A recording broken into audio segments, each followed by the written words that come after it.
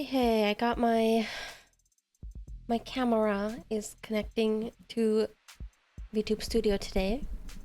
Not sure what the issue is. I did not do anything to fix it. I was just lucky. I thought about just doing art, but I was like, you know what? Let's just keep going. I feel like game. I was doing a little bit of art off stream. All right. Oh, geez. That water did not go down so smooth.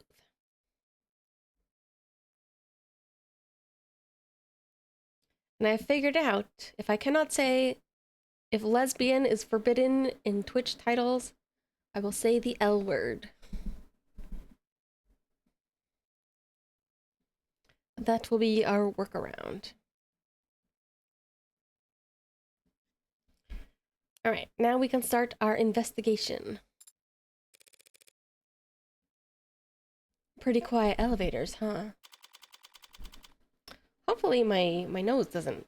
My nose got like really itchy towards the end of last stream, so I was like really distracted.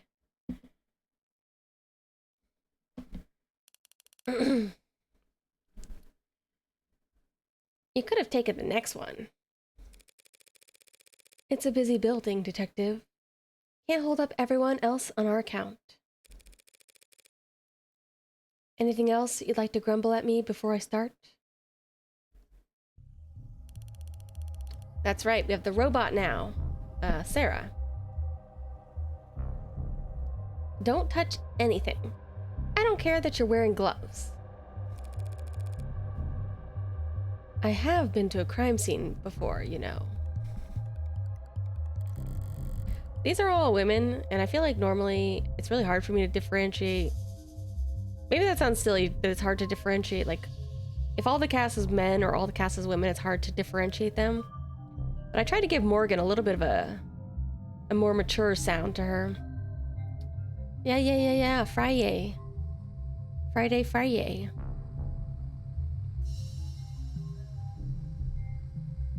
Long before the police get there in many cases.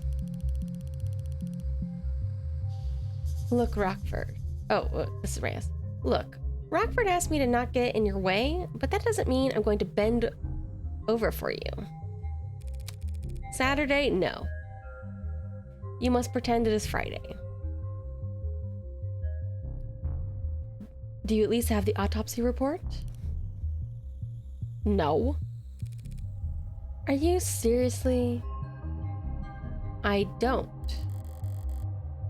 She doesn't. Report should come in hours ago. It wouldn't take this long unless the cause of death was still... Then I'd settle for a summary of the preliminary findings. I thought this might be good to do before I start up Ace Attorney, the next part of the trilogy, of the Phoenix Wright trilogy, because I was like, this will be still much shorter.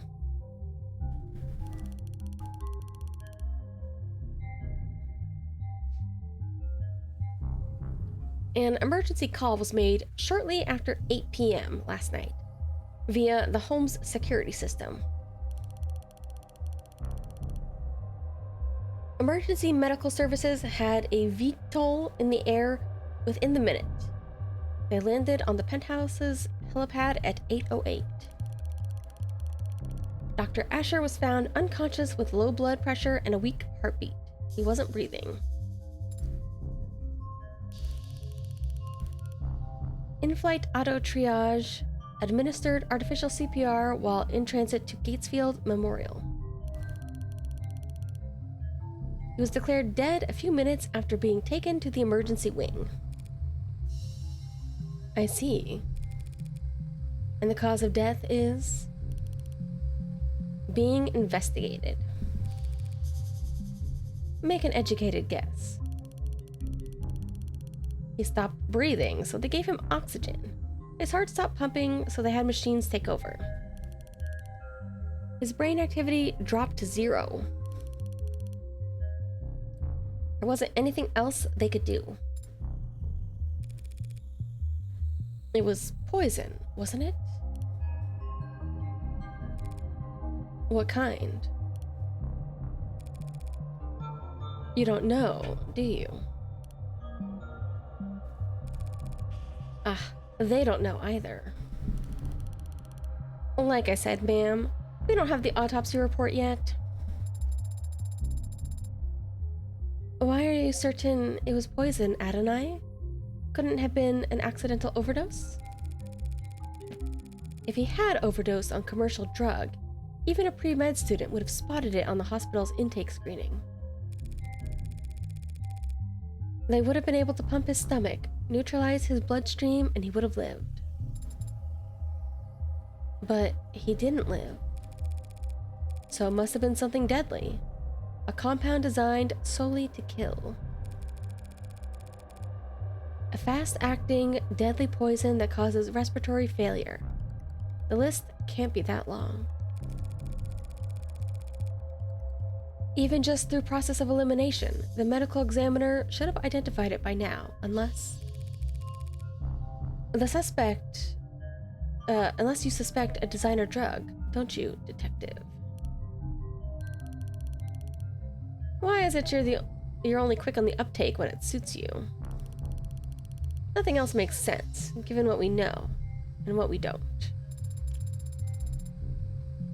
But the CDC decriminalized and cataloged all recreational drugs.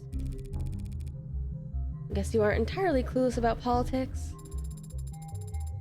So whatever father overdosed on should have been in the hospital's database. You need to update your definitions. You're confusing designer drugs with recreational drugs. What's the difference?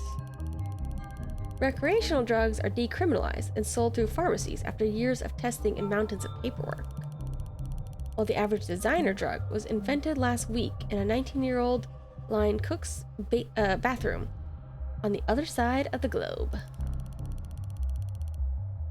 Hospitals can't know the proper countermeasures for an overdose of a drug that didn't exist 48 hours ago. I came across makeshift labs all the time when I was in uniform. The equipment's cheap and widely available. Oh, interesting. Sounds like it's pretty easy to make drugs in this world. Black market cooks, gray market peddlers, white-collar lobbyists, all chasing each other's tail in a long line to find the next big hit. CDC didn't change shit. More people die from ODs than ever before. Oh. Only difference is, it's their families finding them in the living room, and not beat cops finding them on street corners. Real comforting, I'm sure.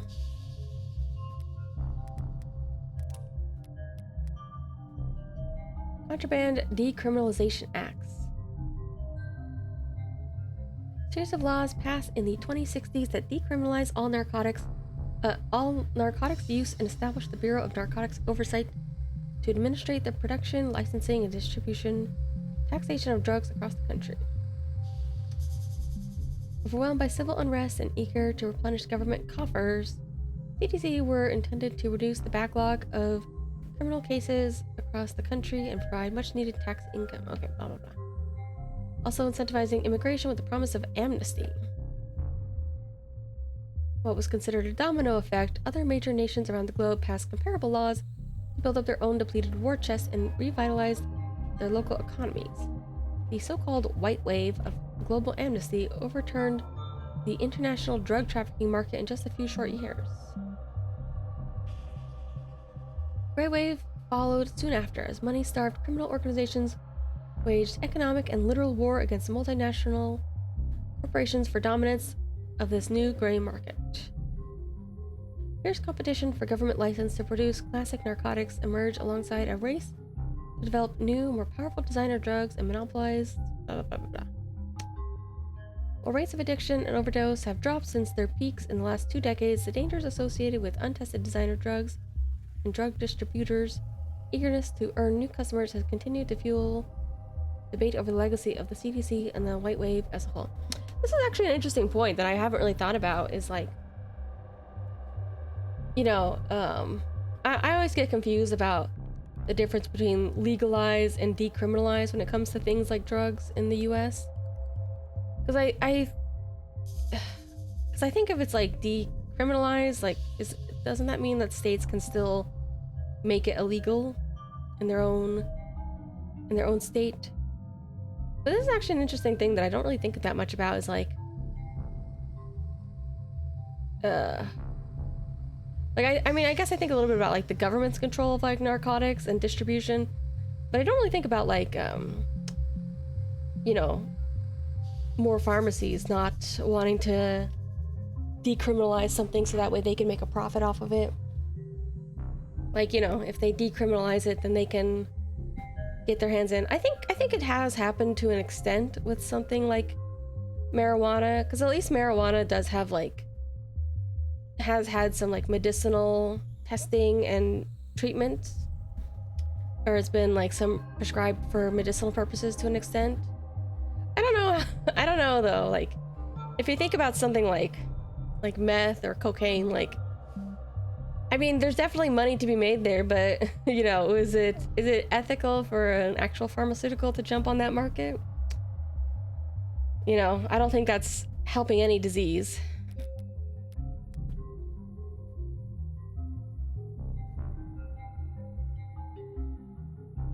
Oh, really? Decriminalization happened there too?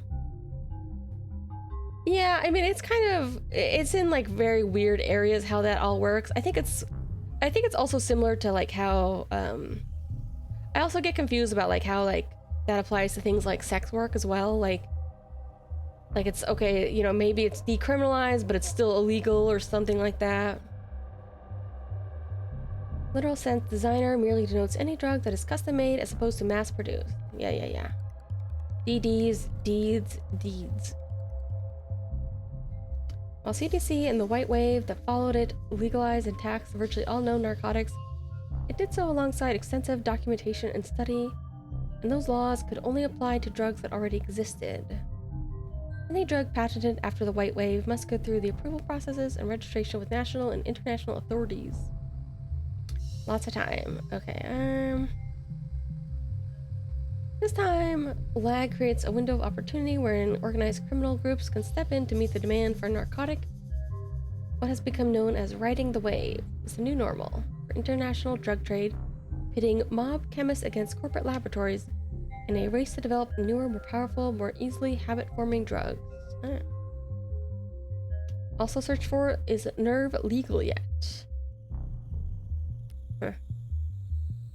Nirvana designed by who?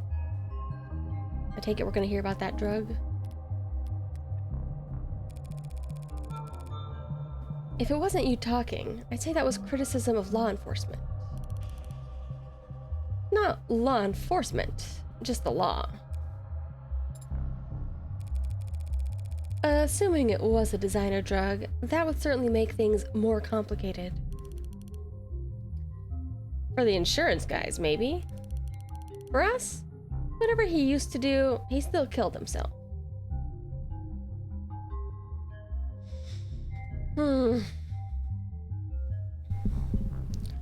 Yeah. Yeah, I guess maybe they're processed differently, like, I don't know. Honestly, I think I've said before, but like, surprisingly, like, drugs are quite a, like, recreational drugs are quite a black hole in my knowledge, because I've never really felt so inclined to do them or know much about them.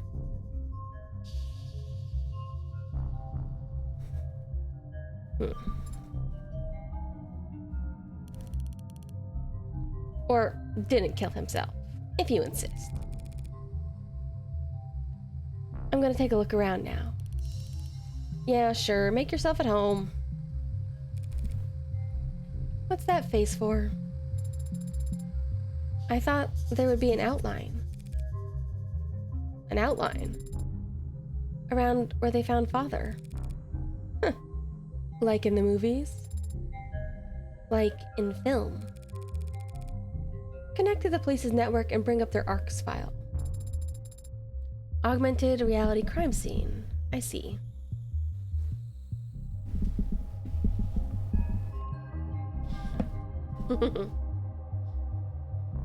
Arcs. Aha. There is an outline. So this is where he died at the hospital. This is just where the medics found him. And it's the sensors and cameras they were wearing that created the basis for the arcs? They didn't realize they were walking into a crime scene, but their body cams gathered data all the same. Where do we start? You can start by following behind me and trying to be as quiet as possible. I'm surprised we kind of skipped over the whole thing of, I sort of assumed that if we tried to take her out of the lab, London was going to be there and be like, whoa, who's this? But no, we just kind of breezed past that part.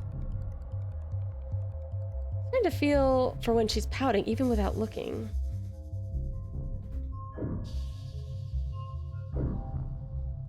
What's this? Chessboard and a data pad with a series of characters on it.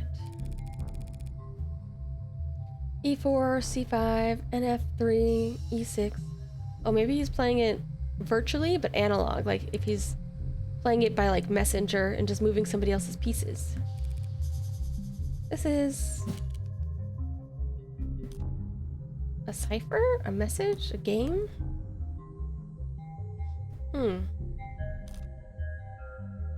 I mean, it's definitely a game. Algebraic notation. Was he studying an old game or playing against himself? Black has checkmate in 40 moves. Wow, a robot that's good at chess. We ought to put you in a museum. But I'll take your word for it. What do you mean? Do you not play Adonai? No, especially not against David. Well, that's to be expected. Anyone who challenged Father to a battle of wits would naturally grow tired of losing. Every game starts the same. Each player has the same pieces, the same moves, the same options. It's a true test of wit, strategy, and forethought. To me, it always seemed too boring? Too fair. The smarter player wins every time. And that's something you find fault with? Of course. How's a gal like me supposed to win a game like that?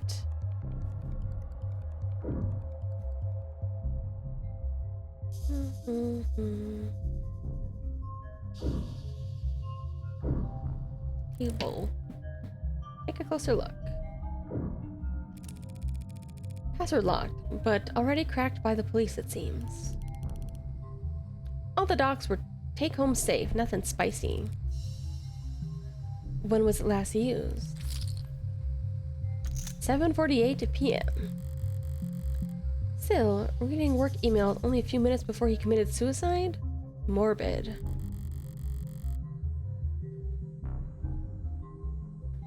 There's a lot of messages marked priority that breadcrumb their way back to an article. Oh, this article again. Worm android blood saves soldier's life. In a stunning and heroic episode, one of our nation's brave soldiers had their life saved by a noble android, and in a way that no other competitor's product could. Brave Private, name withheld, was wounded during a military operation whose exact nature and location is currently classified. Bleeding badly and far from the nearest triage station, he was carried to safety by his fellow freedom fighter, an Animate 16 enforcer, one of the few worm androids being currently tested out by the armed forces. But the android didn't just sit there and wait for evac.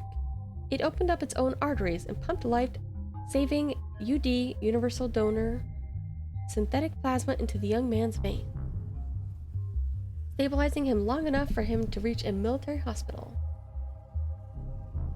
I have no doubt he'd be dead if there was any other android fighting alongside him, said one commanding officer who asked not to be named.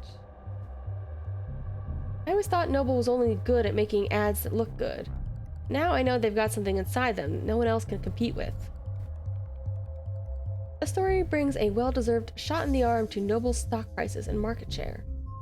With this one heroic moment, Noble's worm androids have proven themselves to be worth their price tag, and then some, and people in the capital are paying attention. It's certainly an interesting idea, Senator Mathing said, when asked about committing to a military contract for Noble to provide the armed forces with worm models. The story's got people talking. If we just ignore our constituents' feelings on this matter, we'd be neglecting our duty as politicians, and I know none of my peers would ever try to put a price on the life of one of our soldiers. While additional details about the incident have remained closely guarded, the net is already ablaze with talk of, "Oh damn, you're not logged in? Why don't you pop your user details in to get more blah blah blah?"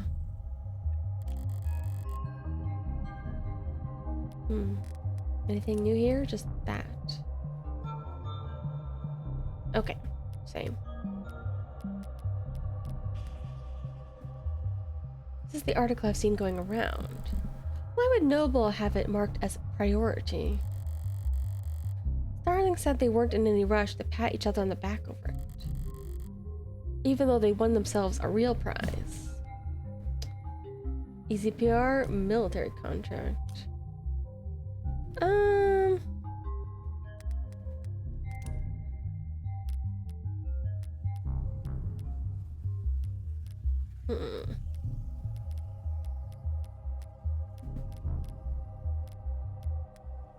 thought that somewhere it said that they were like not actually as interested in military. Ice machine. Noble. Well.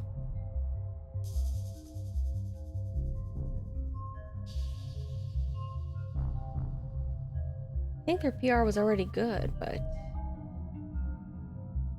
I think they were lagging behind in sales for some reason.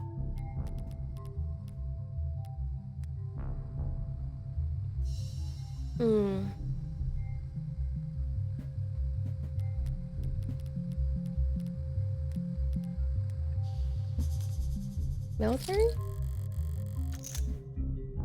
Now they have an excuse. They need to pressure the military into a contract for worm androids. Can't dismiss the expensive upgrades as unnecessary now that it's saved a soldier's life. Yeah. Although I'm kind of wondering, like, what's their angle then? That why would they be... Because they seemed hesitant about this whole business. So maybe there's some kind of catch that they haven't released yet. Like there's something wrong with it.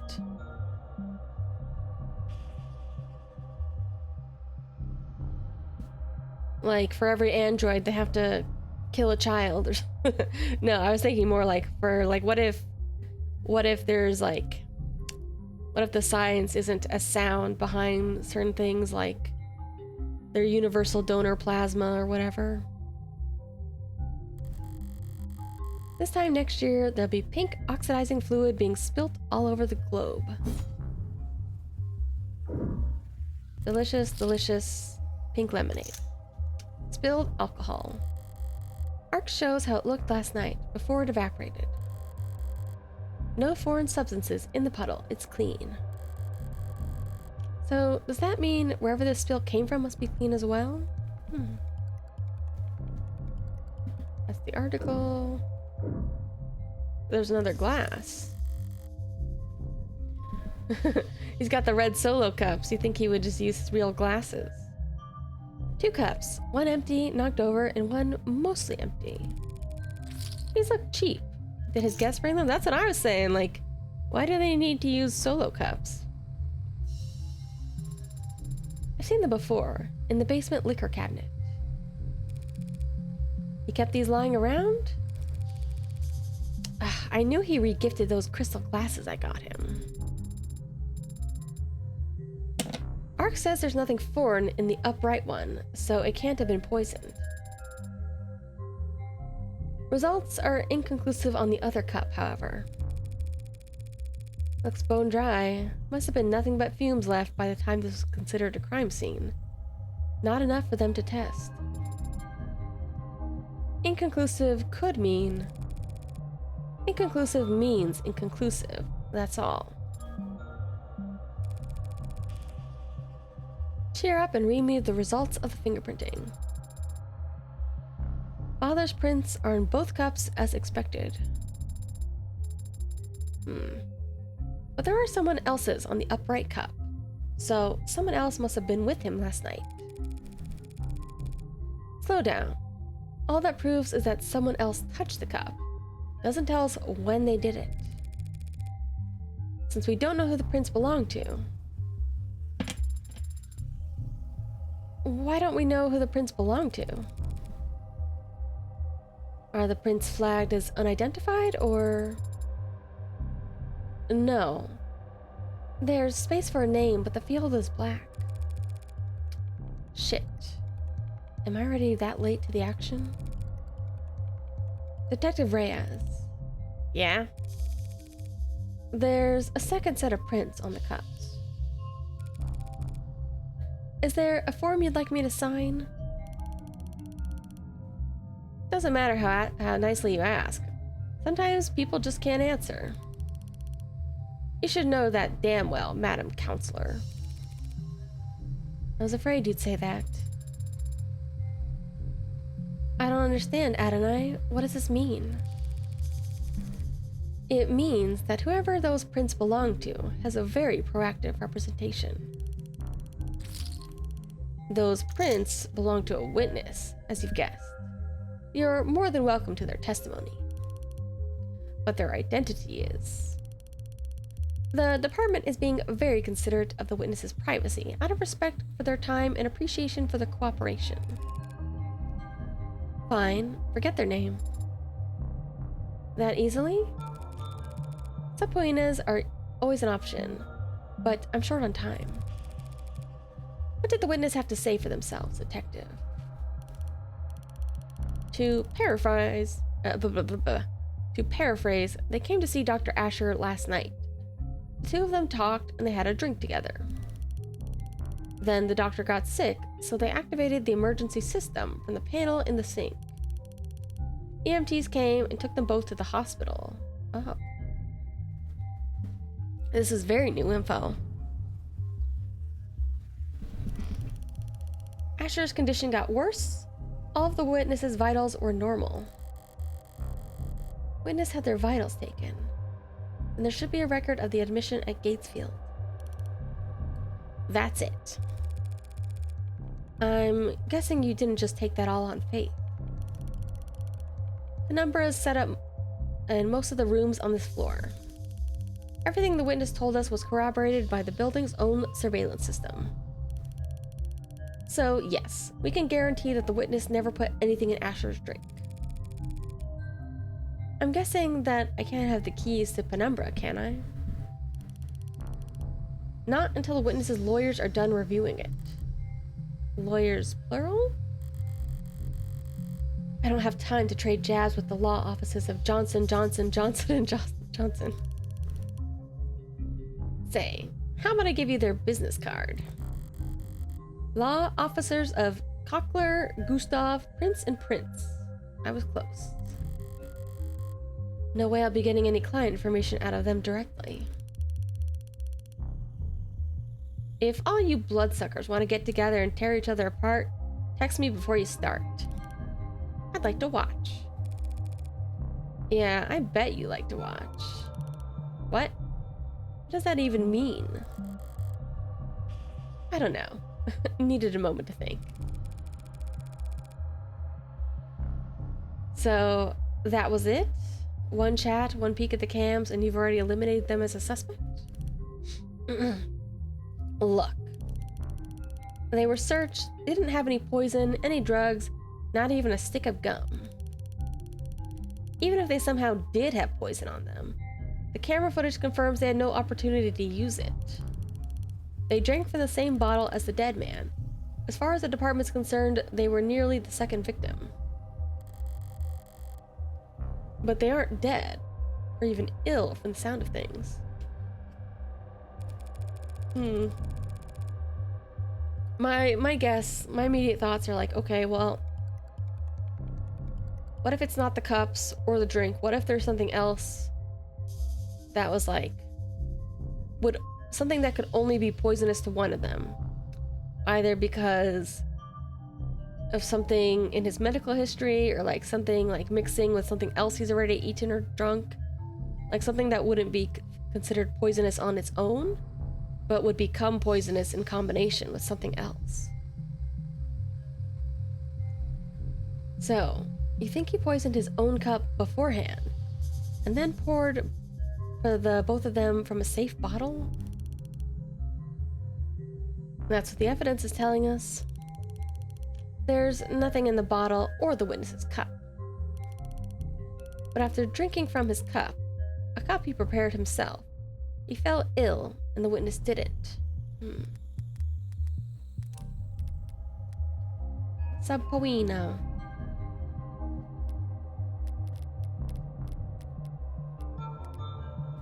Whiskey. Evaporated. Yeah, but I feel like they were trying to eliminate, well, I don't know, they were talking about designer drugs, but I feel like even if it was a designer drug where like maybe they wouldn't know the drug in combination, I feel like they would still detect something. Forensic analysis shows fingerprint, saliva, inconclusive. I mean, it also could have been like something else that evaporated or is no longer detectable. It always reminds, like, I was never the biggest mystery reader. I probably should have read more. Always reminds me of like the little, thought puzzle. It's like one man, two men go, like whether they're at a bar or at somebody's house. Two men order a drink. One of them drinks it fast. The other drinks it slow. The one who drinks it fast lives. The one who drinks it slow dies. How, what killed them? What killed him? And it's supposed to be like, oh, well, the poison was in the ice or something like that. So when the ice melted, there was more poison in the drink.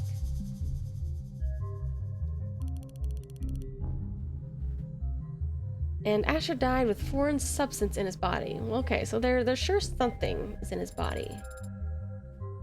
An unidentified foreign substance. Suicide by poison. I get that you were close, and simple explanations aren't all that satisfying. But that's life. It would be very weird to poison yourself while having somebody else as a guest. One last thing. You said he prepared his cup himself. Did you see that on camera? He left the parlor to get the drinks and came back with his already poured. The witness says he got them from the basement. The witness says that, not the cameras? There's no cams in the lab or the basement. That seems like a security hazard. Why would Noble not set things up more carefully? I like it when she pouts, when she has her little pouty mouth. It's intentional. If cams of his lab ever got hacked, outsiders could steal his IP and kick Noble's monopoly to the curb. Right. David did complain about Noble's weird protocols for combating corporate espionage. At least we could take comfort in knowing that Father wasn't alone when he died. Yeah, that's worth investigating. Bottle. Rose River Whiskey, 12 years old. You recognize it? Sure, he was more than partial to the brand. It's a good brand, only a bit overpriced, which is the bargain of a lifetime in David's world. It appears the police have already tested its contents. No foreign matter present, was their conclusion. I really wanted to buy my I haven't had them in a while. I really wanted to buy my pea chips, but the store didn't have them. What a shame. No. Even if they can't identify the poison, they can detect its presence by comparing samples of the whiskey to a bottle off the store shelf. So we eliminate the possibility that the bottle of whiskey was poisoned. We'll have to find our smoking gun elsewhere.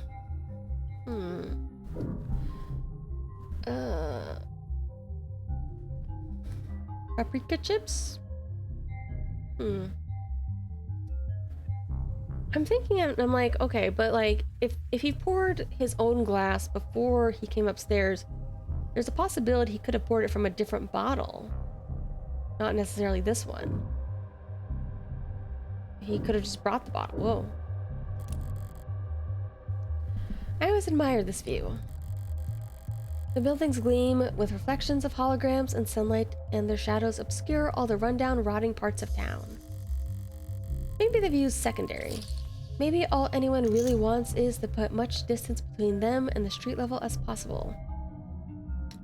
Really standard. I don't know if I would... I don't really have a lot of food that has like paprika cooked into it. If I do, not in like super detectable amounts. I do like bell pepper though. I had a coworker once who could eat a bell pepper like an apple. You know. Although she would more cut into it, like cut it up into slices and just eat it raw. And apparently some people really hate bell peppers too, so they can't even stand the smell of them. I'm in the middle. I don't think I would eat it raw like an apple, but I do like it cooked in things. Or like roasted bell peppers are really yummy.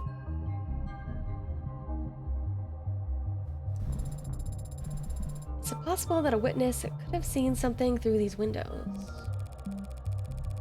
Not through these windows, no. David installed wide spectrum auto tint in all his homes.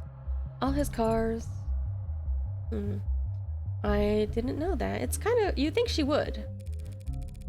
Well, you wouldn't notice unless you were viewing the penthouse from more than... Why did he care so much about his windows? Privacy? Chair. One chair knocked over, probably where David was sitting. One chair pulled out. Party of two.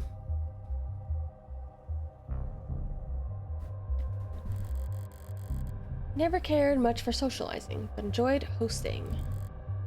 Contradictory guy. Alright. I think it's time for the body. Says here that when medics arrived, he was on the floor, face up. Does that tell you something?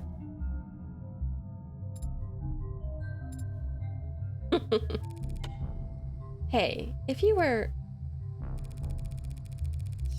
going to drink a glass of poison, would you be sitting or standing when you did it?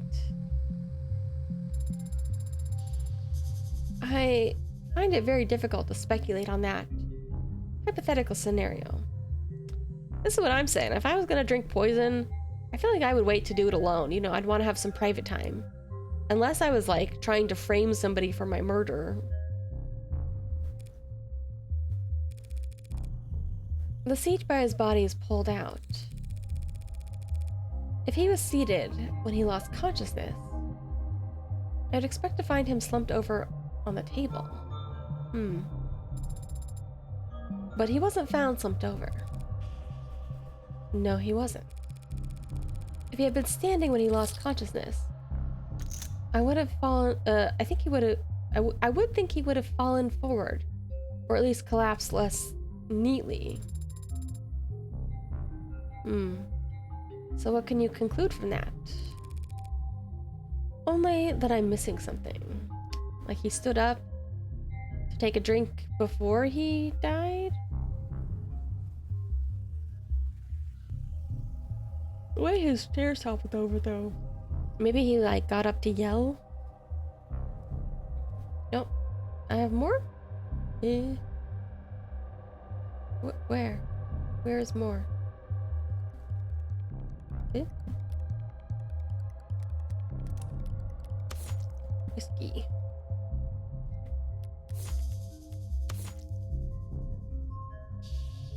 Oh, witness statement. Witness arrived at 7:30. Witness spoke with David Asher in his parlor before he left to retrieve liquor from the basement at 7:36. Upon returning, the two of them continued speaking while they were both drank. Asher felt lethargic and disoriented shortly after 8 p.m. David Asher lost consciousness at 8:03. EMS were called from the emergency console in the kitchen 8:04. So they drank for nearly 30 minutes. I guess 20 minutes. Then he started to feel poor, and then still another couple minutes before he lost consciousness. David Asher and the witness were taken to Gatesfield Memorial, 8:08.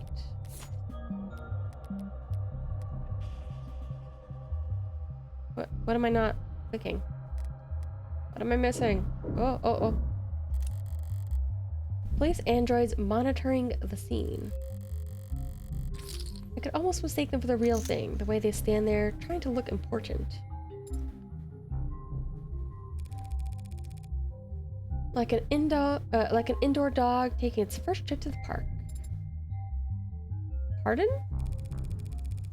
Why are you looking at it like you've never seen an android before? Because I haven't. In person. David didn't even let you have a mirror? Brutal. Just scan its gin if you're that curious. Unless that's considered too forward or whatever. Seems like that's everything critical on the side of the room, which leaves the kitchen. You said there's camera footage of the dining room showing David and his guest. What about in here? Only camera in the kitchen is the one mounted on the call terminal. The console took a snap image when the witness ran in to contact emergency services. May I see it? Not unless you scrape the witness's face off that pic first. Don't tempt me.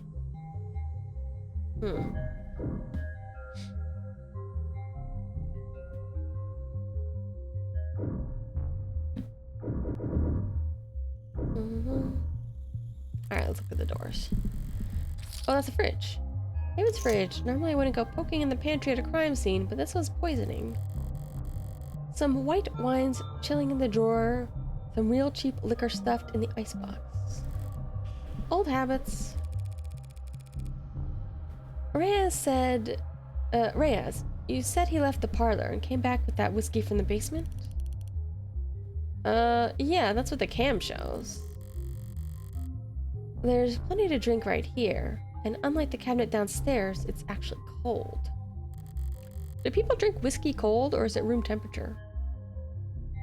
He must have wanted Rose River in particular. What's that look for? Are you hungry? I am an android. I do not get hungry. Are you being sarcastic? Only mostly. I thought you said you required organic nourishment. I do ingest organic substances, but that doesn't mean that I experience hunger as you do. So, when you don't ingest organic substances for a long time, I become tired. What a great feature. And when I'm done digesting, I don't need to know. I mean, tired versus hungry, is there really that much difference? This is where the emergency call was made. What time did the call go out? 8:04 p.m.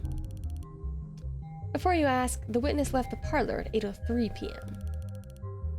Not enough time for them to alter the scene. I wasn't going to ask that. When did the medics arrive? It was like 8:08? 808, remember? I do. Hell of a response time for a penthouse. Private EMS came by air? Yeah, they landed on the VTOL pad you saw outside. Took them to Gatesfield. Very best if you can afford it. Looking around here, seems like he could afford a lot. He got his insurance through his employer, just like most people. Oh. I know what this is, but I don't know how to pronounce it. How do I say it? Caduceus? Caduceus's executive plan IV or 4 isn't like most people, counselor. He had executive level? Not like most people at all. Is that really so surprising? He was a big shot. Wait, no. Pay through Noble Electronics includes private EMS service on standby. Only offers 3 levels of employee provided plan that outrank it. It's not even at the top of the list. Okay. Messy workspace, but a pristine kitchen. Got a lot of books in here. David was a good cook, but only for others. Unless he had guests, he'd happily eat instant ramen or protein bars for all 3 meals, or 2, or 1. No sign of food prep to be found, not so much as a cheese board. So whoever this guest was, they must have shown up unannounced. 3 unwashed dishes and a single glass. Reyes, these dishes haven't been scanned for prints yet. And I just assumed you might want to do your job. Yeah, there are prints. Most match the victim. But there's also, hey! Don't sneak up on me like that. All I did was walk over to you. You knocked over the salt, Adonai. I was focused on the task at hand. I didn't realize tunnel vision was a selling point of your mod. The salt. As I was saying, the witness's prints are on that glass. That glass in the sink? They were drinking from cups in the parlor. Did you see a glass on camera? No. So when did they touch this glass? You need to toss it over your shoulder. She's still talking about assault. Witness must have thought about giving the guy some water, but he would have just choked on it if they had tried. What? You think this glass was the murder weapon? It's bad luck. Whacked him on the back of the head so fast it went between video frames? That's genius. You should go through the footage frame by frame to prove your theory. Oh yeah, I tried something new today. On a whim, I saw something weird at the grocery store and I was like, you know what, let me try this. It was Sprite plus tea, like in one bottle. And I was like, is this a thing? Do people mix Sprite and tea to drink? That sounds very strange. Like, I know I've talked about like Sprite or 7-Up with juice, but Sprite with tea seems very odd. So I was like, you know what? Let me try it. So I did try it, and I don't know what to think about it. Like, it wasn't like disgusting, but I don't think I would buy it again. It mostly just tasted like 7-Up or Sprite with, I guess, a tiny bit of tea in it. I don't know what I was expecting. Very weird combo. I'm still very sad that they didn't bring back the 7-Up cranberry mixture. Oh, it's so good. I need it. Or was it that one? No, it was the Shirley Temple one. Oh, yeah, I need it, please.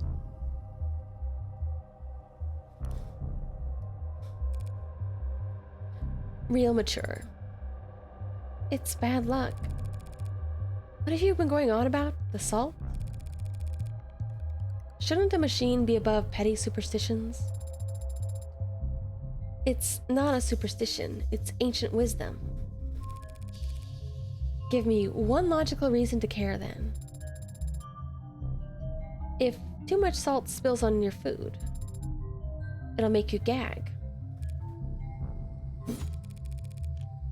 Maybe it's on me for setting the bar too low there. I don't really see how that makes sense, but okay. Evidence. Salt shaker? Salt shaker that was accidentally knocked over during the investigation. Cap was loose, so salt spilled all over the countertop next to the sink. Spilled salt is an omen of bad luck. Too much will make you gag. Water glass. DNA of the unknown witness. No poison. You've now had the chance to survey the crime scene. Yeah? So, do you think you know what happened? Detective, is his body still at the hospital morgue? Yeah, he's at Gatesfield. Along with 100 noble megs who've all called dibs. Then I'll just have to cut in line. Sarah, get me a ride to Gatesfield Memorial.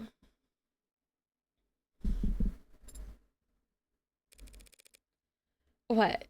You could do that, can't you? I can. But I need your payment information to get started.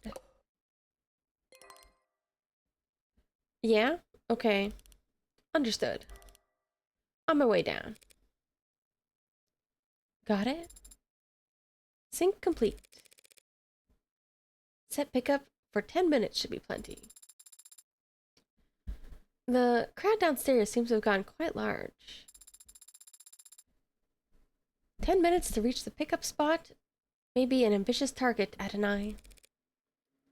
How bad can it be? I mean, I don't think it was like crazy bad. Like I kind of looked at that and I was like, this could be potentially very weird and bad. But let me just try. It was basically just regular Sprite with a little bit of tea.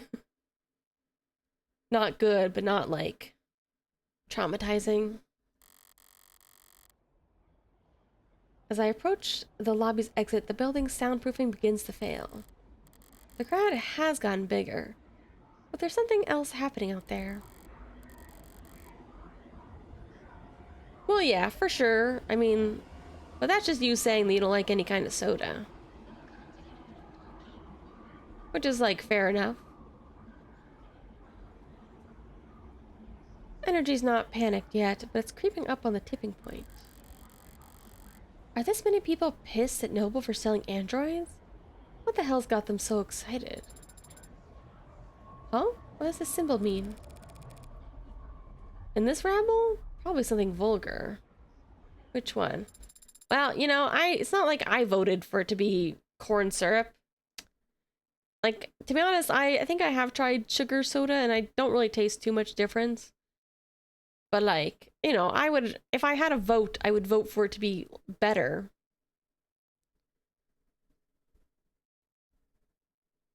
You know, I don't intentionally want things, I don't want our food to be bad. More unhealthy. That heart with a bullet hole. Is that Lobo? Oh. Or was that? I remember if this was associated with like the heartbreak, whatever, in the first chapter or in chapter 0. Look, I'm just a powerless peon. I'm just a powerless peon with an addiction to soda. I actually did think about this. I was like, I don't like very many like diet or like 0 sugar or 0 caffeine sodas that much. They're just too different.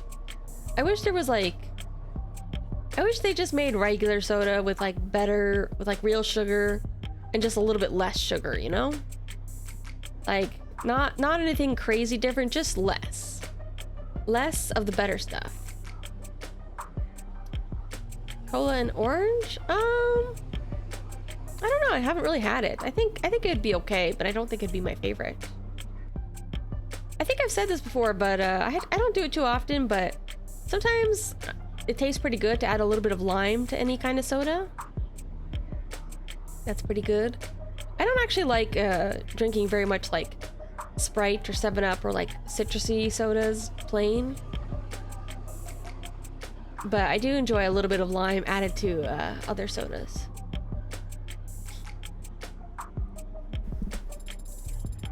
Based on net associations, it appears to be a symbol for the Heartbreak Killer.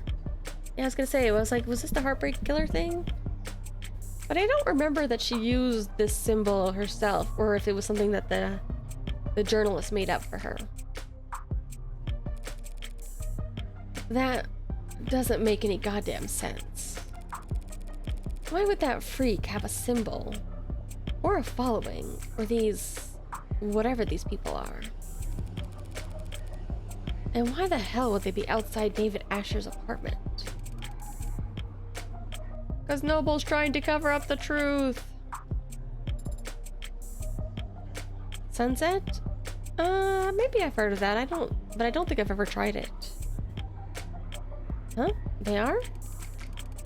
Those Megs in there are scrambling to shed every document they can. We need to stick together, form a perimeter, try to catch them when they go to dump the scraps. Sarah, what are you hoping to find? Proof that Asher was killed for trying to blow the whistle. Oh, I was about to say, did they think Asher was the killer or that he was killed by the killer? Blow the whistle on Heartbreak? Noble doesn't want the world to know that A16 is sentient and homicidal. Oh, they think it's a robot that's the killer. You think Heartbreak is an android? You think whoever did all that was human? Noble's advancement prototype went amok and started killing random people? Don't be a lamb. It only looks random. There's a clear pattern as long as you're smart enough to see past the bullshit. Oh, okay. How does one see past bullshit? Stop engaging. Smart kid. She gets it. She's asking the right questions. What the hell are you talking about? No way those victims weren't related. It's gotta be deniable ops. They must have all been endued together before getting their records bleached. DO together? Then, as soon as they've outlived their usefulness. What are you, nuts? Everyone knows the first 6 HK got to were the 6 prototypes that came before him. Oh man, they're all going full conspiracy. Worm android's so perfect, no one could tell the difference. A bullet through the heart's the only way he could kill those other over-engineered freaks. Everyone's got a goddamn opinion. I see. Stop seeing, start moving. These people are insane. Why don't you eat some corn slop, asshole? You think you can be the cyberpunk without ever thinking for yourself? Be the cyberpunk. You think it's a coincidence victim number 6 was working on hardcoat crops? They're putting something in the food. Oh man, speaking of poison food. Poison American food. Deniable ops. Fictional classification for clandestine state actions that need not be taken responsibility for because plausible deniability in military disinformation efforts create enough confusion that every party involved, even the victims, have spin the outcome to suit their own needs. I see. I think.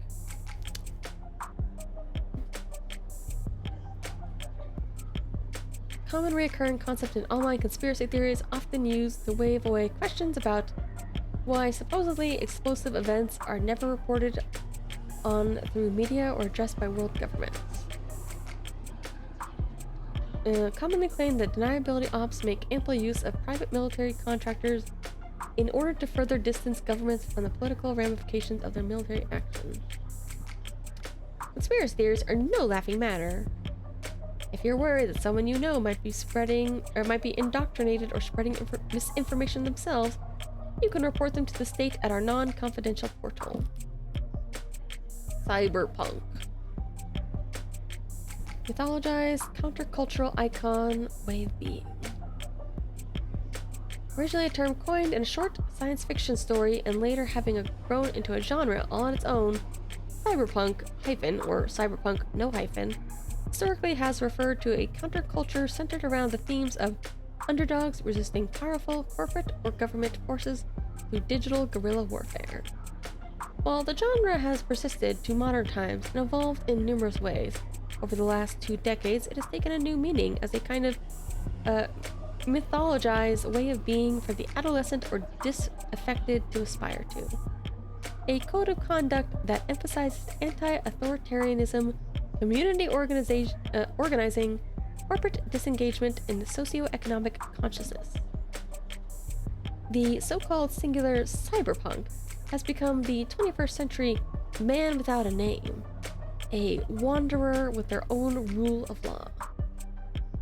Cultural critic Simone Essentia summarized the appeal as thus: "There is no such thing as a 21st century hero. Is it any wonder that most valuable among us turn to the past for guidance? Get ready with me, Cyberpunk, the 99 man explained. Our co-op's illegal."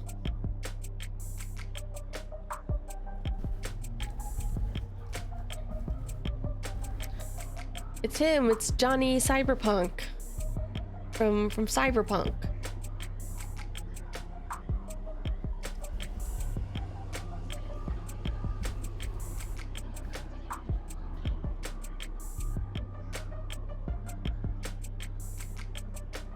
Speaking of which, of Cyberpunk and Johnny Cyberpunk. Oh, what is it? There's that. So his name, he's like called like Johnny Silverhand or whatever, yeah? I swear to God, there's like a book I read when I was in middle school. What is it called? Oh, is this it? Johnny Tremaine by Esther Forbes? I swear to God, he's also called like Johnny Silverhand or whatever. Oh, I can't. Okay, that was driving me nuts. I couldn't think of it. I don't remember. It's like the premise of the book is like his hand gets like damaged or injured, and he replaces it with like an old-timey. Oh yeah, this was like American Revolutionary times. He replaces it with like some kind of metal hand. I feel like they gave him some kind of nickname in the book for it. Maybe not. Maybe I'm just making that up. But I'm pretty sure that's what the book is about.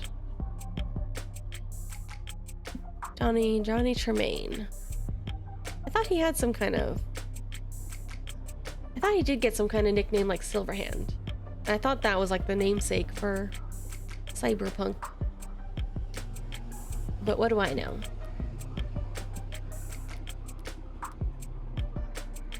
They're putting something in the food. Those people. Heartbreak. This is goddamn embarrassment. What the hell am I paying taxes for if the state can't shut this shit down? What about you, Adonai? What do you think of this heartbreak figure? I love how her eyes turn black and she's thinking very seriously. They're just a murderer. Should be caught and sentenced like any other murderer. But they must have some reason for doing such terrible things. Aren't you curious? Why? Are some reasons for committing murder better than others? They might have experienced trauma or abuse. They might have. Millions of people experience trauma and abuse every day. Millions. And yet, there's only one heartbreak. So you think they were just born that way? That's my guess. That's unsatisfying.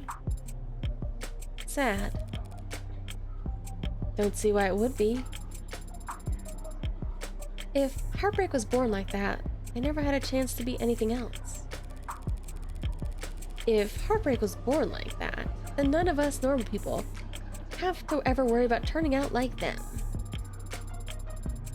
That kind of predestination, it means they never have to take responsibility for what they are. The state can make them take responsibility. As soon as they catch them. You make it sound so trivial. They're a very dangerous serial killer.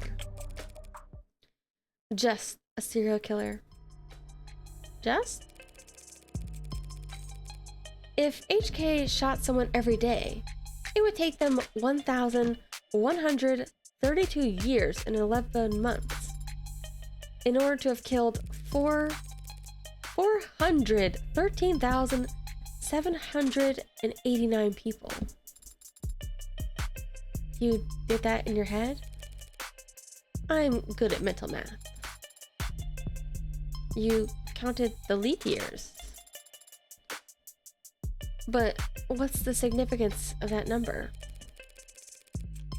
Deaths within 18 months of the Blakeford industrial disaster. Times that number by 2 for the injuries. Tack on another 183% for birth defects. 413,000 dead, and there wasn't anything evil about it. Just human error, some shoddy welding, and time. So, you think heartbreak is nothing by comparison? Perhaps that is the problem then. If they're nothing, if they represent nothing, then they can stand for whatever the crowd wants them to. Please make way. Officials coming through, please disperse. Keep walking, pigs. Fascist. Noble owns the cops. Only the cops they build in their factories. Very funny. Why are we tolerating this shit? You want me to wade into a crowd with a nightstick? Prove them wrong? You know what I mean. We're the only people in the city trying to do some goddamn good, and they all just... That's just part of our job, detective. No offense, ma'am, but wearing a police badge earns you a little more hate than... Do they give prosecutor's badge? I have an ID for the parking garage. Does that count? I should have a defense attorney badge, right? Depends. You ever hesitate to wear it in the open?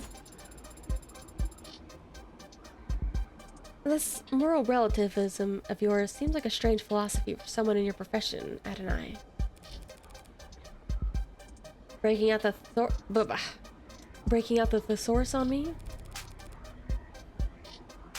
I'm only being realistic and humble. I'm just one woman, Sarah. Whatever I do, right or wrong, it's less than a % rounding error in the grand scheme of things. You tell that to all your clients? No, but they appreciate it when I win. I don't mean cops in particular. The same deal applies to anyone who works the state. The terms are stark, but the ink dried a long time ago, and we all agreed to them. I don't recall voting for it. Well, not voting is how these things come to pass, so...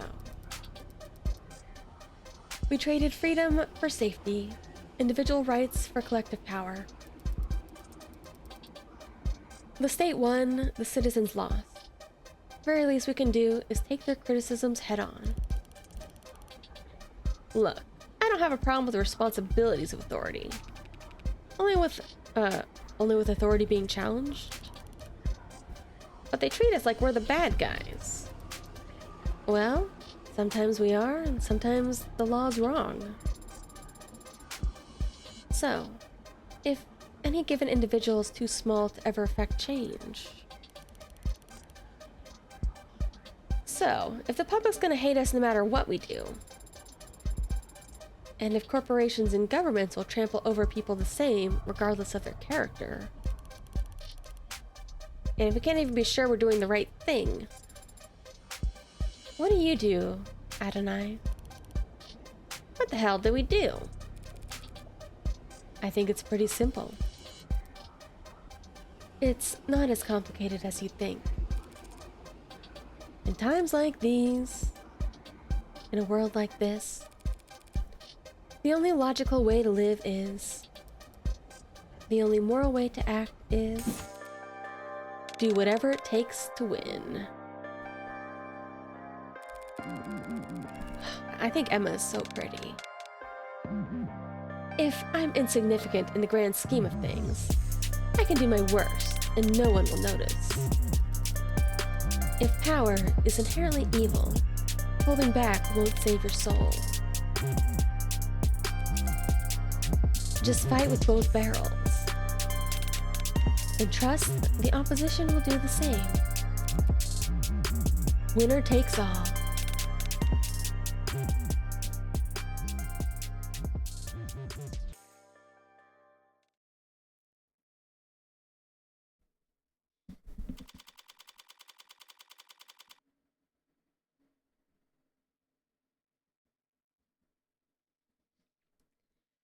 Whew, 1 p.m. Just about. I believe we have until... that gives us 5 hours in the game? Ugh. Thank you. You're a lifesaver. And next time that Bridezilla texts you, just turn your phone off. Who are we talking to? Chatty guy. He's been due to go on break. When he tried and failed to find the witness's medical record, his datapad had the name blacked out. But I did see they have Caduceus Executive 3. More expensive than David's, which means they most likely... How did he do that? You need to hold the buttons to get the doors to close faster. Mashing does nothing. That's not what I meant. There were many others who arrived before us. How did you get us down here so quickly? Well, I didn't do anything. It was that nurse who escorted us.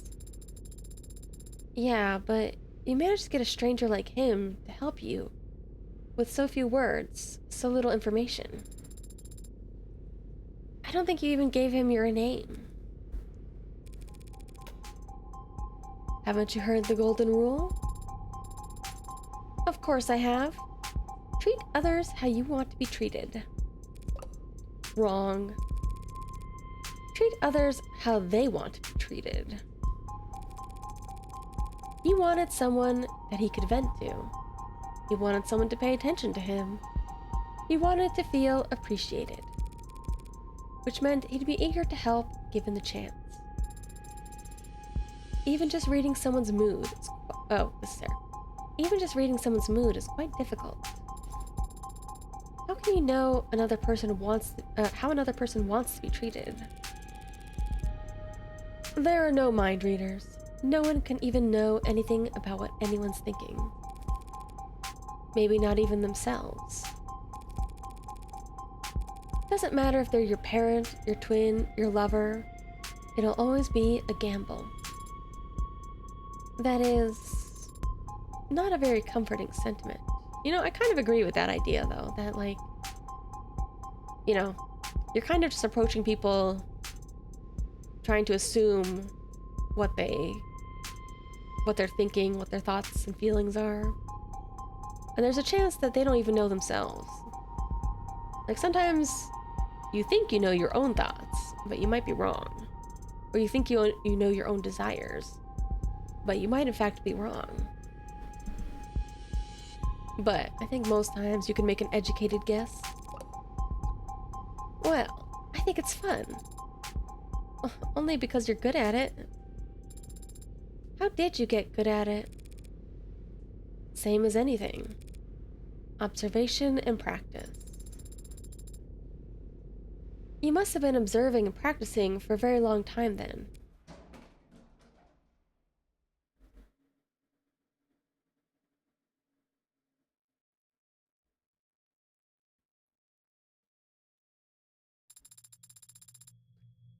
So we proceed down the hall. Bear left, look for the fourth door.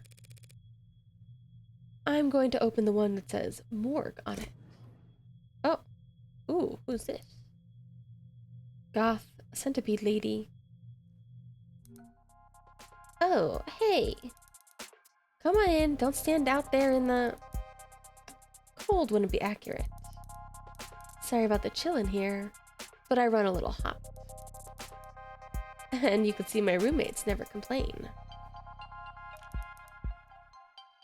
Yumi Sato, medical examiner. Dr. Sato, just the lady I wanted to see. Though I didn't expect that I'd get to. The fact they've assigned a medical examiner, not just some ad or junior, means...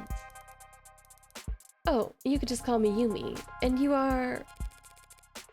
Morgan. I represent the deceased. The deceased? Oh, the deceased. Asher D. Wait, really? That's weird. I thought this time slot was scheduled for a group of noble PR people who... I know. Weird, right? Well, what the hell do I know? I was getting tired of hosting Megs anyway. Gotta finish typing up this report before we talk shop. But in the meantime, feel free to make yourself at home.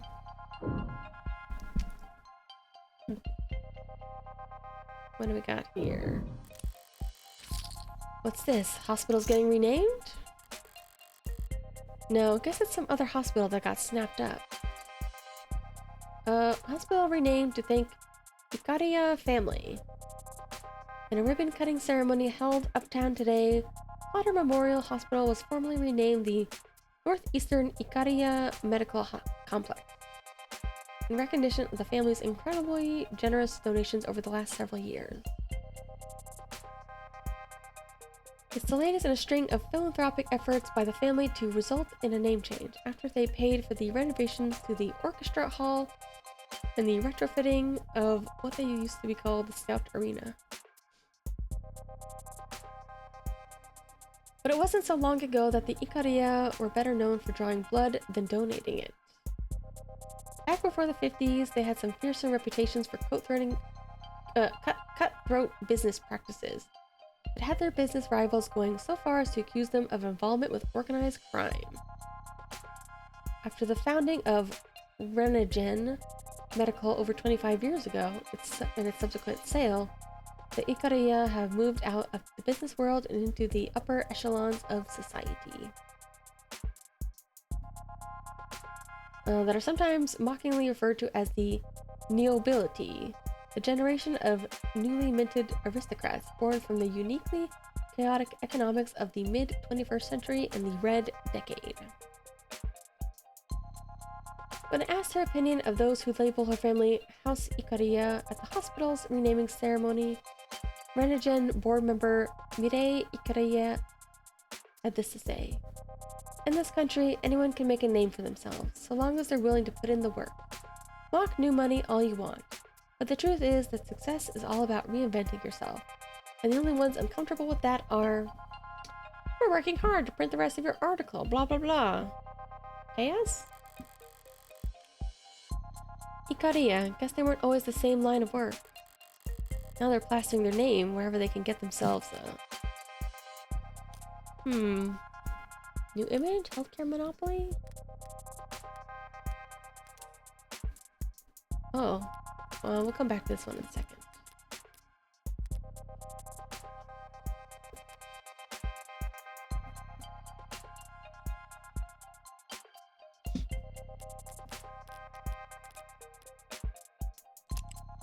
Otto. Home reading. Hates to throw out old clothes. Most proud of weekly meal prep. No wait. Wait, do I have... What do I have? Interesting. I have some people's weight, but not others. I wonder why. Where am I? Oregon. Yeah, she doesn't have her own weight, but her friend had her weight. Healthcare monopoly? Buying up all the hospitals so they can charge whatever they like? Doesn't make sense. They can get their name on the buildings if they donate enough. There are a lot subtler, cheaper ways of influencing the decision-making that goes on inside. Ah, I didn't get my coins. A lot of screens. There's gotta be a diminishing return on productivity. Why do you have so many monitors, ma'am? Can't just ask someone that. Good question. Every quarter when they do inventory and budgeting, they ask me if I need anything, and I never do. So I submit a blank form. But I guess a while back there was a +1 in a spreadsheet somewhere, and no one's ever corrected it, and so... Boom, I get 4 new monitors every year. Do you run out of things to use them for? Sometimes, but this year I've started running 2 dramas at once when I'm doing rote work, which helps. Watching 2 television shows at the same time helps you do rote work? Helps me use up the screens. Oh, I see.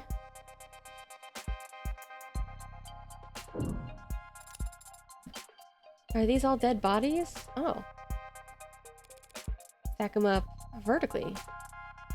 One would hope so. I mean, I guess we hope they're not alive bodies. I only meant that I'm surprised to see them stored here. It suggests a backlog, which suggests a higher murder rate than the public data would lead one to expect. Do you only examine bodies for the police, doctor? Huh? Oh, I wish. Nah, most of my job involves confirming COD on natural deaths for insurance adjustments. Insurers want to blame the mod for failing. Mod makers want to blame the stiff for not exercising enough. Families say the company insurance plan would pay for the mods, but not its gym membership.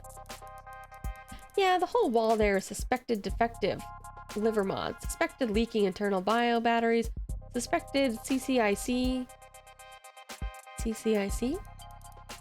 Climate change induced complications. You can prove that climate change contributed to an otherwise natural death. Very, very rarely. If it can be proved, what does that mean for the family of the deceased? Plus or minus 14% on the life insurance payout? I mean, it's most of what I do, and I don't dislike my job, it's just... So much of it boils just down to telling a bunch of cheapskates how to split the dead man's bill. It's enough to make homicide feel like a breath of fresh air. Finishing up over there? Right, okay, so what's up? Let me go back over here first.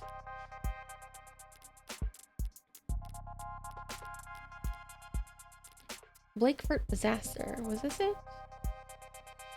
Congestion ahead. We're currently limiting traffic related to this particular search due to a large number of edits coming in from your net addresses outside the country's borders. Try to fight alongside blank in combating disinformation by foreign actors like those in variable user adversary latest. You can read more about how and why this collaboration works here. Tired of running into slowdowns? So are we.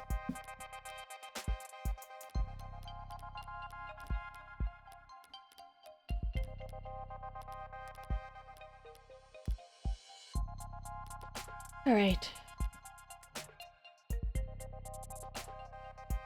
Thanks for your time, Dr. Sato. My first question would be... what was the cause of death? Oh, wow. Hi there, cute android. I didn't even realize it was... really cute. The skin is really remarkable. Even just looking close, you can tell that they're really warm. She's happy. Still, not quite human body temperature, but they've come a long way. The early gens all looked flush. Felt like they were always running a fever, and they ran like it too. Even 2 years ago, the average warm android only lasted. Sorry, but the circumstances surrounding this particular case call for... whoops, can't read that. But the circumstances surrounding this particular case call for expediency. Right. So what can I tell you? Ooh, let's go talk screen first. The police mentioned a talk screen? Yeah, that's the thing. They ran a talk screen when he first arrived. Typical diagnostic intake procedure. Based on the emergency call, they figured he must have overdosed on something, but the talk screen gave them nothing. After he died, we performed the broadest screenings possible. Nothing. So you were forced to conclude this was a natural death? I didn't give up that easy. I took blood samples and compared their makeup with what was on record of his previous medical history. Ugh. Oh, I need a little drink.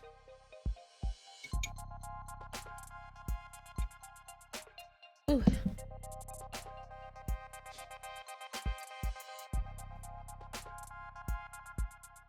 And I managed to isolate a single, non-naturally occurring chemical compound that wasn't there before. What was it? Some exotic toxin from a different hemisphere? I wish. I ran it through available database we have I can't read. Can't read this week. I ran it through every available database we have access to. And even a few I only sort of have access to through some friends. Not only does it not match any known poison, it doesn't match the chemical makeup of any registered compound. So, a designer drug? That seems to be the best explanation. What the heck did you do, David? You said it didn't match any registered compound. What about compounds that aren't registered? Those friends of yours, private sector folks?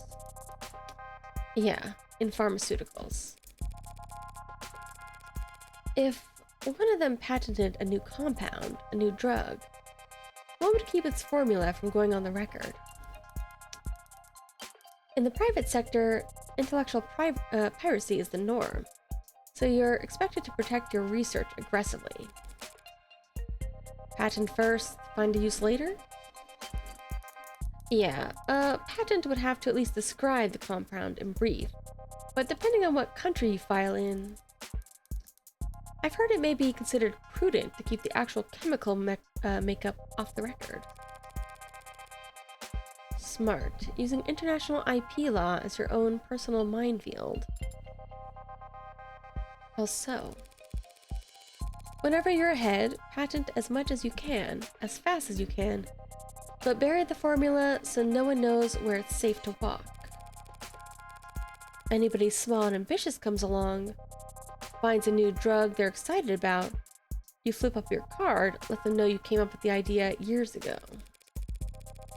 And that you'll give them death by 1,000 court dates if they so much as blink. Wouldn't work on anyone your size or bigger. They could punch back, but for the rest of the field... Wow, you corporate lawyers are scary. I'm not a corporate lawyer. So, you came up with that strategy just now? So, it's possible that this poison is actually a known substance. Something the hospital could have easily identified.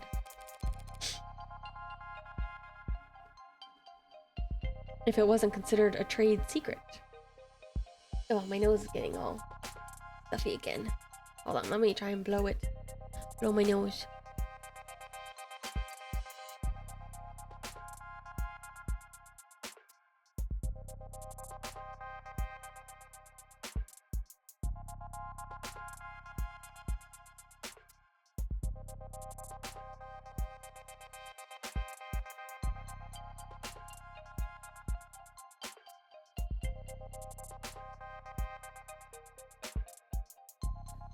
Oh, finally got a little bit out.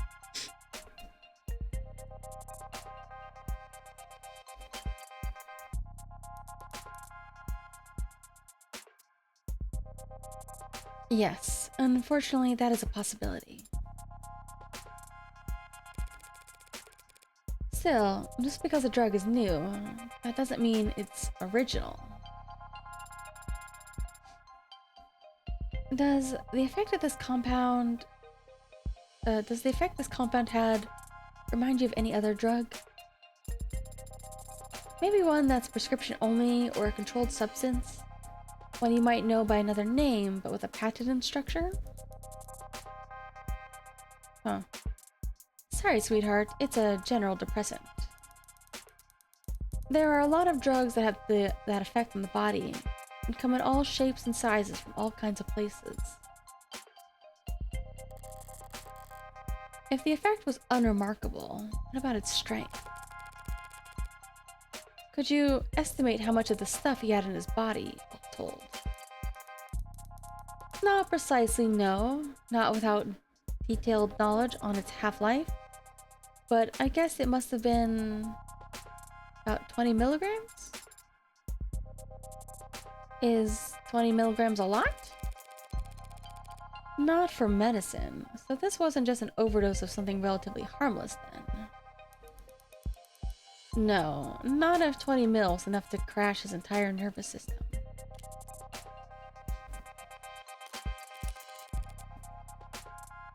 Are you able to determine the cause of death? Well, cause of death, sure, we got that much figured out at least. Why doesn't that sound particularly reassuring? Dr. Asher died of respiratory failure. Not enough oxygen in the blood, not enough blood going to the brain. Root cause being widespread depression of the central nervous system. What would the symptoms be? What would it have looked like? Lightheadedness, followed by dizziness, headaches, slurred speech, exhaustion, loss of consciousness, and finally, respiratory arrest. Report shows that the EMTs tried intubation, then resuscitation through electrical stimulation repeatedly. By the time he got to the emergency room, they were desperate enough to attempt direct artificial blood oxygenation, but it was too late. And you're certain of all this? Well, most of it, sweetie. Most of it. Yeah, it's turned into quite the puzzle, and I'm used to having more pieces to start with.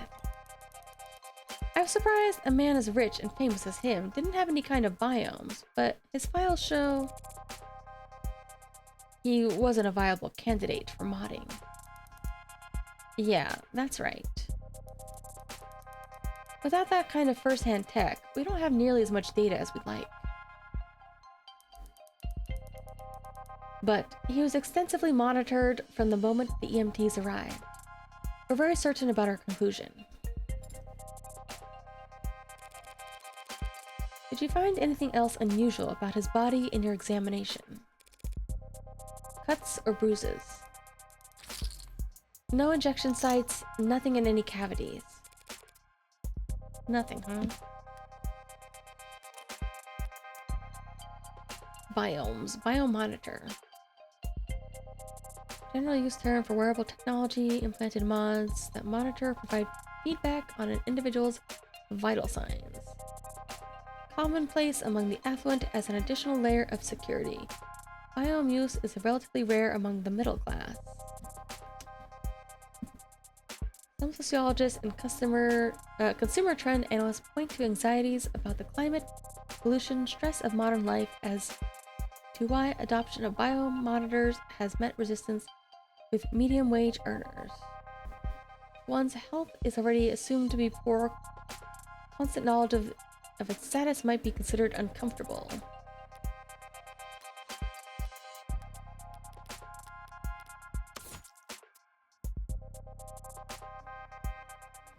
Only alcohol identified.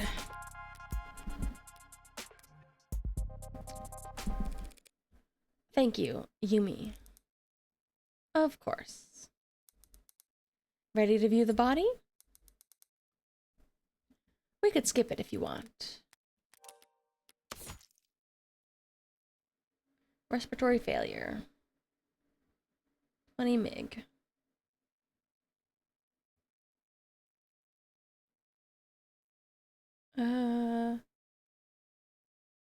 What the hell is this talk screen? Send attending physicians back to med school. Send apologies to attending physicians. These readings are a nightmare.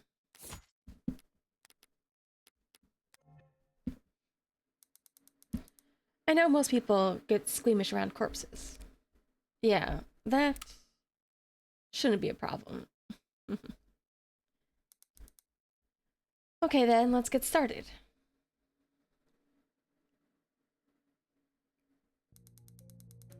Alright, I'll just step out for a moment and give you some privacy.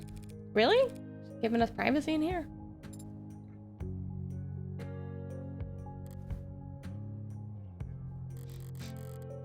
Last time we talked was on a Sunday.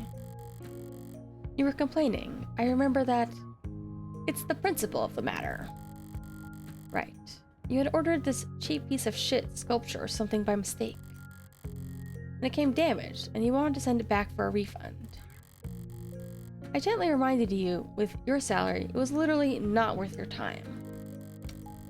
And I kindly offered to throw it away for you, since you're having so much trouble letting go. You're only offering because you want to see how loud it sounds shattering at the bottom of my trash can. I denied it, even though you were right, and it was obvious. I should have let you have that one.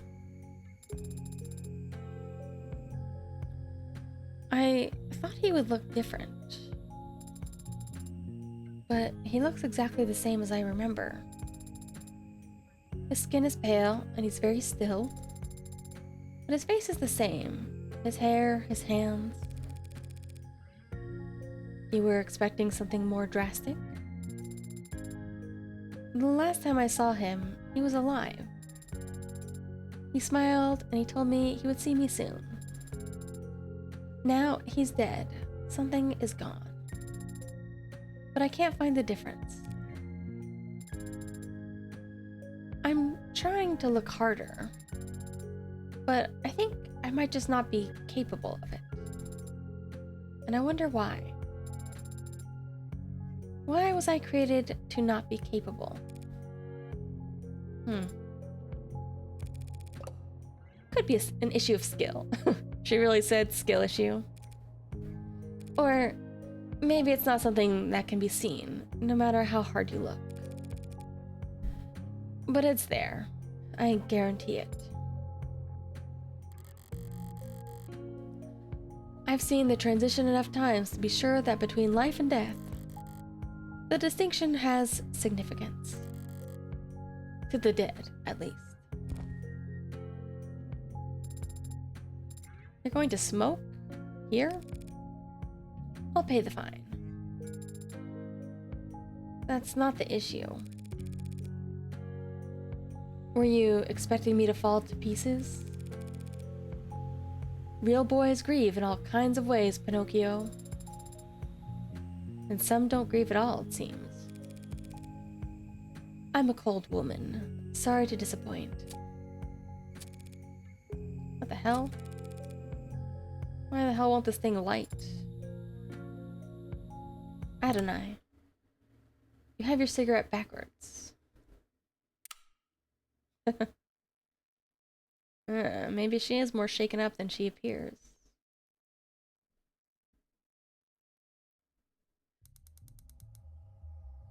I'm surprised at, like, the way cigarette lighters don't work. Well, I guess her lighter, she did show it was an old-fashioned one. But I'm surprised that, like, their lighters aren't all, like, modded or teched out or whatever, so that way they can't alight in certain areas. Alright, back into cold storage for him, so... Need anything else? Can you send me the chemical makeup of that compound you isolated? Sure. For what it's worth, let me just carbon, nitrogen, oxygen, hydrogen with hexagonal structures.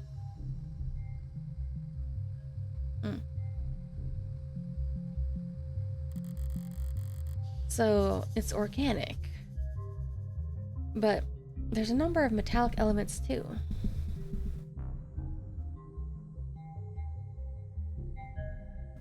Are these supposed to be non-carbon ones?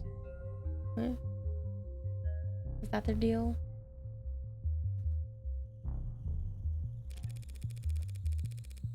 And if you had to speculate on its intended use, based on what we know of its structure,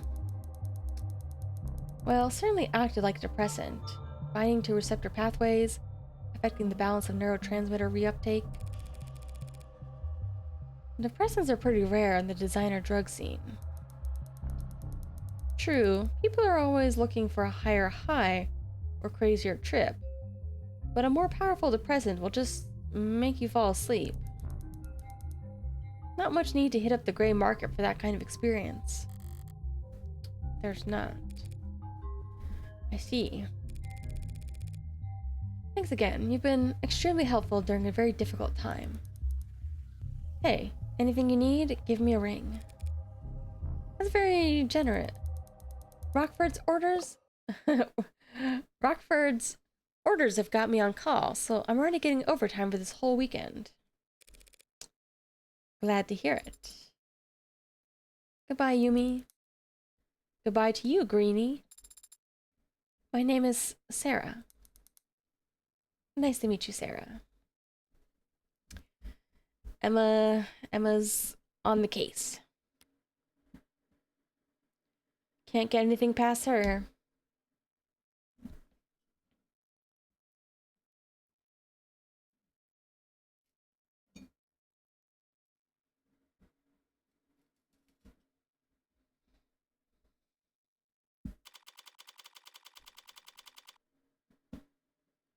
PM.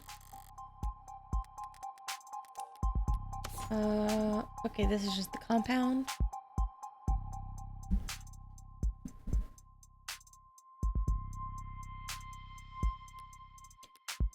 But no traces found at the crime scene.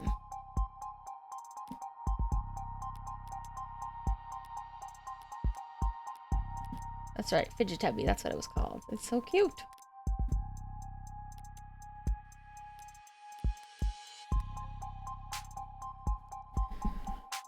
Up on-ramps and down off-ramps above skywalks and under tram lines. The buildings get progressively more polished as we head into the most economically developed part of the city. Corporate territory. National headquarters for the likes of Howe Industries, Lock Coon? Tethys, Nath. Each of them sheltering their own microcity of employee accommodations beneath their skyscraper shadows. Whalefall, the entirety of the ocean floor coming together to feast and grow and live. Live off the fetid, rotting fat of the leviathans that swallowed generations of people by the mouthful. Weight is commonly listed, and my weight is... Do I really have to disclose that? Noble lays claim to one of the largest shadows in the city, a towering nerve center for the whole nation's android industry. It's meant to be intimidating, I'm sure, but today I'm glad Noble keeps such a sizable physical presence here. I need answers about David and his work on Sarah. Answers I'd never get browsing the company website or speaking to a representative. Synopsis, relationships, I guess Sarah's registering herself. There are typically trivia sections as well. Should I start there? Noble will have their guard up, of course, but even that will tell me something. Where they let me walk, who they let me talk to. History... Their efforts at performative transparency and clumsy obfuscation will... How did you know my father? What? Sorry, did I interrupt your brooding? No. What did you ask? My father. I know you were his friend, but what was your relationship like? Can't you just scroll through our socials? Father avoided social media. And your online presence is not significant. You're saying I don't have enough followers? Essentially. We went to the same college. You studied programming? No. I studied all kinds of different things as an undergrad, but not technology. Is that a good way to prepare for law school? I wasn't preparing for law school. Or anything else, really. David, though, he had talent, and he knew he wanted to do something with it. He studied programming, robotics, discrete math, cybernetics. What classes did you share then? Business ethics.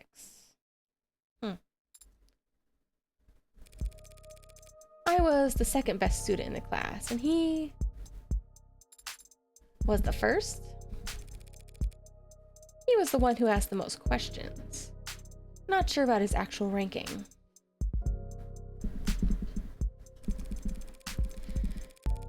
He found the course challenging, and I clearly didn't, despite being younger. Guess he felt burned. He'd come up to me after class to argue, and sometimes to ask for help. Father always talked about socializing like it was a chore. It was kind of you to give him a chance. What? Like I was some kind of social butterfly? The belle of the ball? You weren't?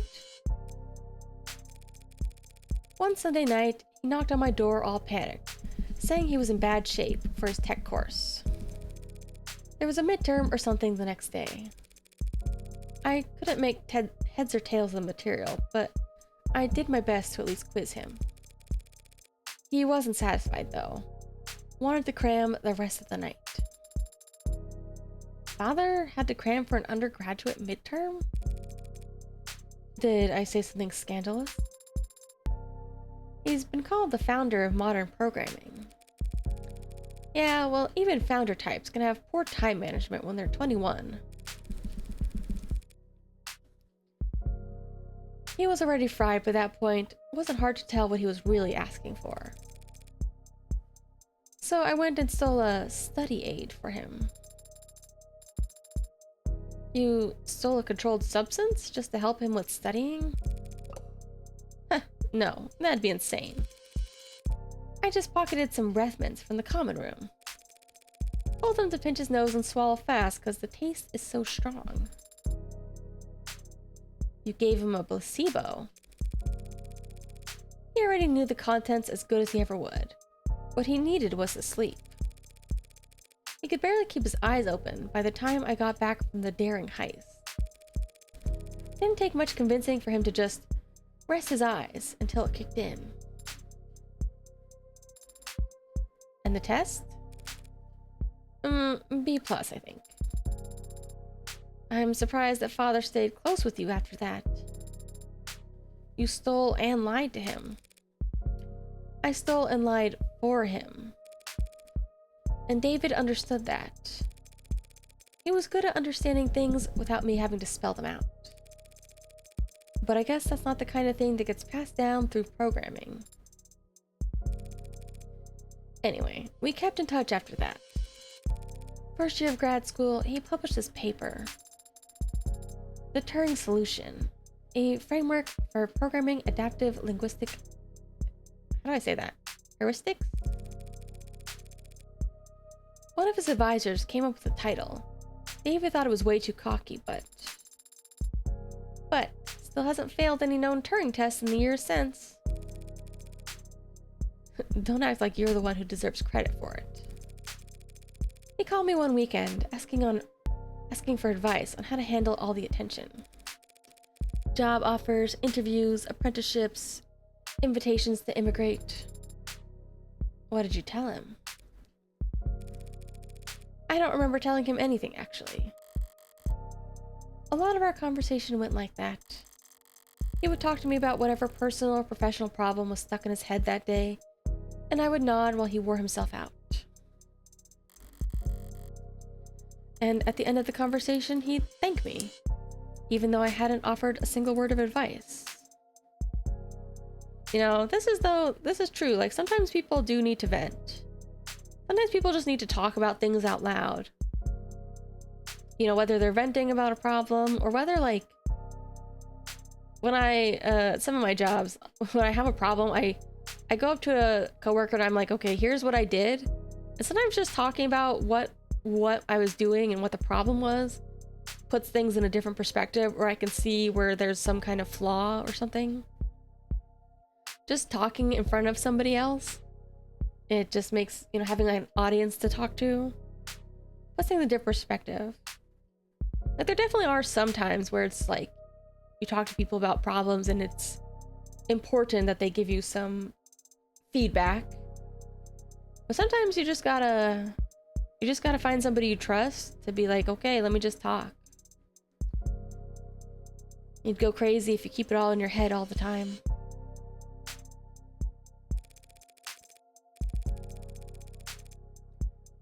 He took Noble's offer and they took over his education. Ugh. Paid him to work on his master's during the day and attend corporate training at night. Whatever else Noble may be, they were smart enough to start listening to him early. You're referring to his one-point doctrine. Quality over quantity.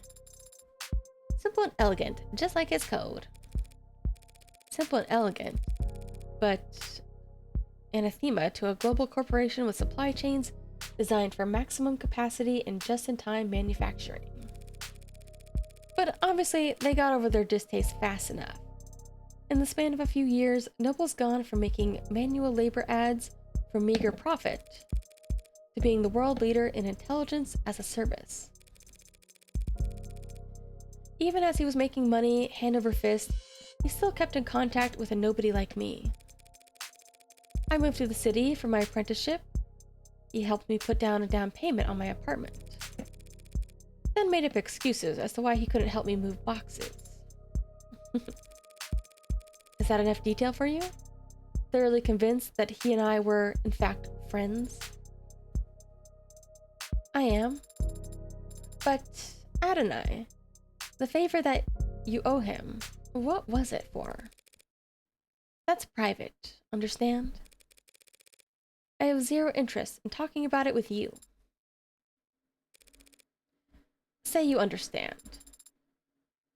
I understand, Adonai. We will be arriving shortly. Shall I send a word ahead? Just tell them that David's lawyer's here.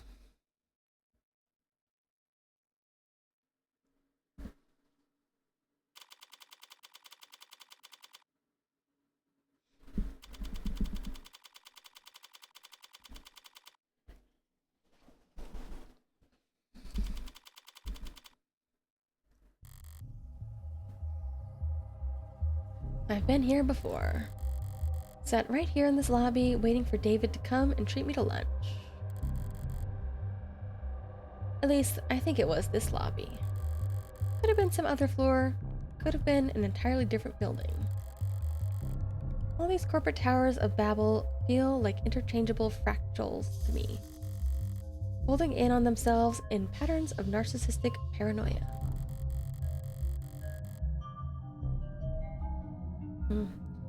So monumental in the scale of their hubris, and they needed to use non-Euclidean geometry when drawing up the blueprints. The greatest minds of each generation coming together, just to find the most expensive way to shove their heads up their asses. Huh? Something bothering you? Just doing the math on how long we'll be kept waiting here. Apparently, someone will be here shortly. So maybe if I pass the time by glaring around the place, it'll improve my mood.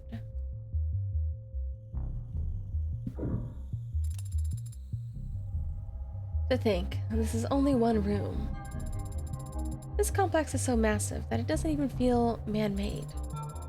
Like it was carved out of rock by waves. Like it's always been here. That's the con. If this place was actually natural, there'd be birds everywhere. I hadn't considered that. Why aren't there birds in here? Probably because of what they do to the ones that get in. I'm kidding. Though, I don't have a better explanation. No birdies. Alright. They changed the logo again. Noble Electronics. Oh, this is dizzying to look at. How does it feel stepping in here? Is this some kind of religious experience for you? It's just the corporation where my father worked. Careful now, or they'll burn you for heresy against the company. You said it again. The company, as if it's a proper noun. You're mimicking the employees, aren't you? So it can't obey simple orders, but it can pick up on that? Is it just part of corporate culture? Noble's one of the biggest corporations there is. One of the biggest there's ever been.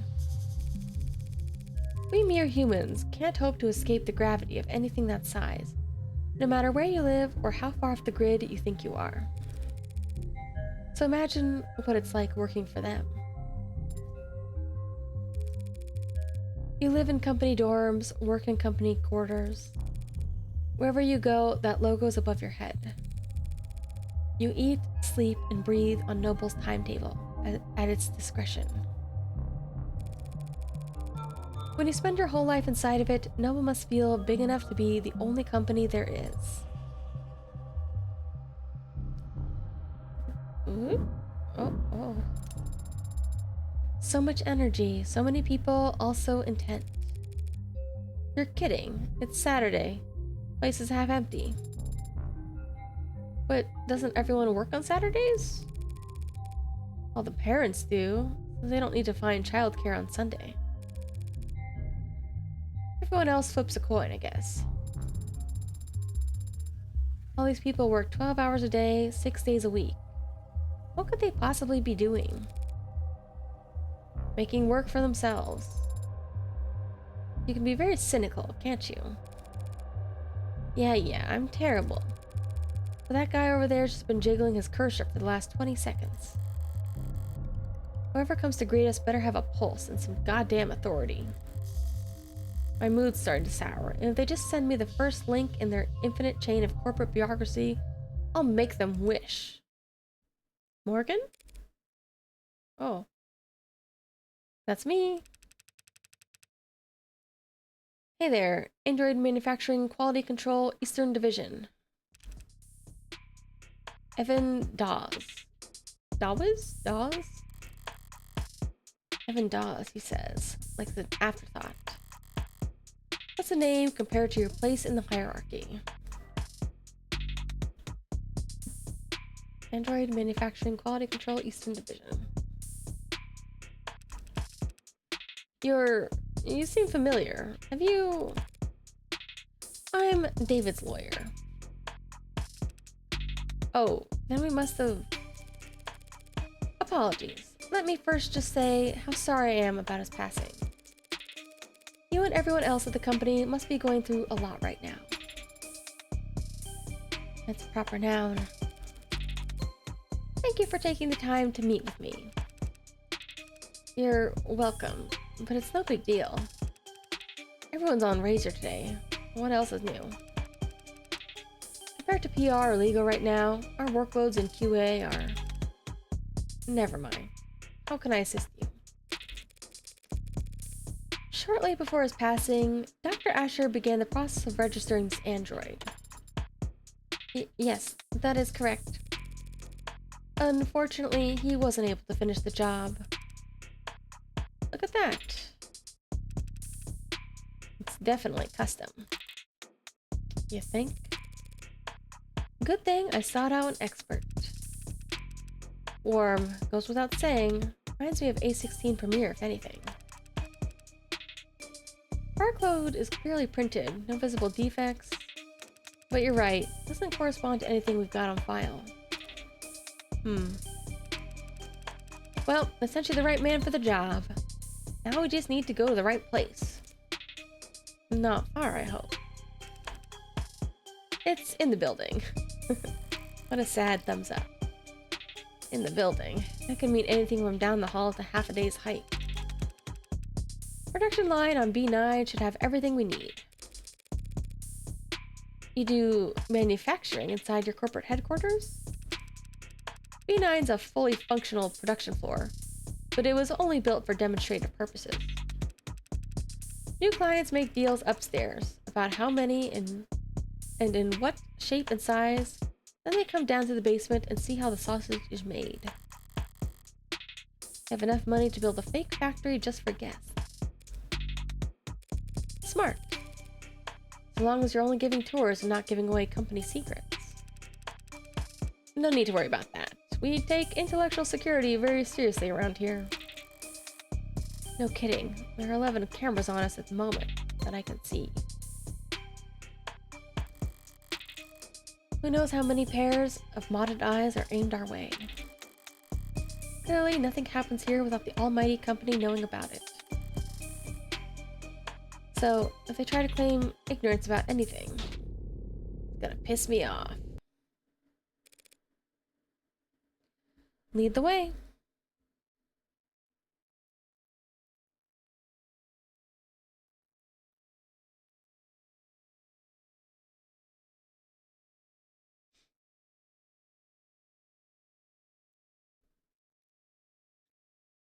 Let me move this over. What?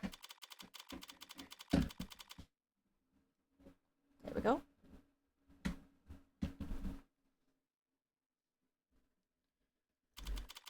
Hopefully this helps. Makes me not look so squinty-eyed when I'm reading text. That's always a struggle. I can't open my eyes all the way when I'm looking down. My eyes are too sensitive to light, unfortunately. Basement floor 9.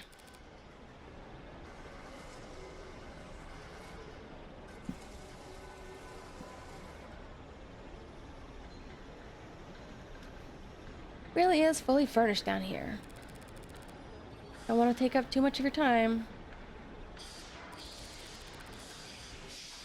Pretty rare to see all this in person, you know. Would you mind terribly if I looked around for a moment? No problem. I've got some prelim paperwork I need to handle anyway, so have at it. Oof. I feel like my throat's been rough these past 2 days. Ugh. Take 3 days off of streaming and all of a sudden it's like, ugh, I don't know how to talk anymore.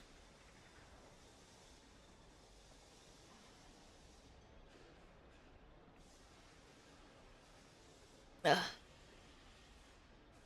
Could also be because of like the air quality's been kind of, well, it's been very pollen-y lately. A lot of pollen, very dry air again.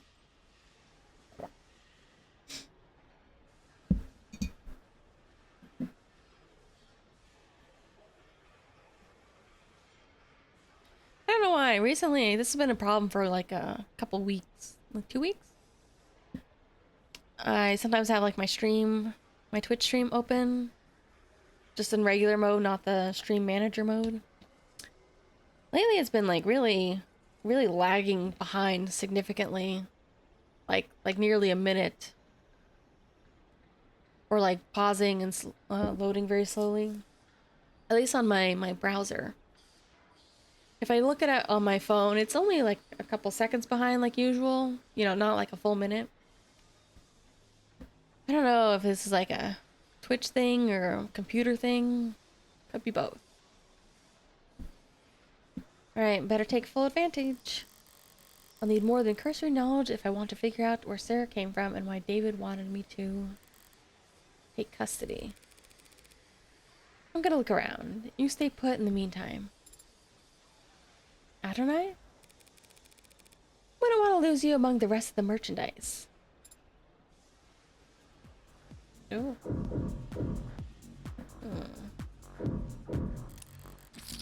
Chat pad or data pad. Man, these people like leave little tablets around like they're paper, literally. Some kind of write-up? Sullivan's Peak. Much of our world today, and in fact much of the world's economy, is heavily influenced by the uncanny valley. The thought experiment provides a simple and easily applied explanation for the gaps we see in the otherwise wide spectrum of automated dependence that assist us in nearly every industry on the planet. There's a very simple, primal truth to it. We like things that resemble the living, like cartoons, puppets, toys. We like things that are damn near indistinguishable from the living, like whatever name Noble's latest products are being sold under. But there are deep, deep trenches between those two ends where products are universally appalling to human sensibility. The uncanny valley will no doubt remain a useful tool for teaching marketing and design for generations to come. But already we're seeing ways in which it fails. It is becoming increasingly clear to us that the space between nearly indistinguishable and truly indistinguishable is much wider than we ever suspected, and it may not be the only part of the map that we must fear. I propose we bridge these gaps in knowledge by looking to the speculative fiction of Robert J. Sullivan, who, in one of his most known works, Equal Under One Sun, described a concept which thereafter has been called Sullivan's Peak. Through the lens of his characters and their so divided world, Sullivan demonstrated that the uncanny valley does, in fact, have its own peak on the other side. A point past which making an artificial existence any more human in its features serves only to make the user experience more uncomfortable. I kind of get that idea. I sort of agree.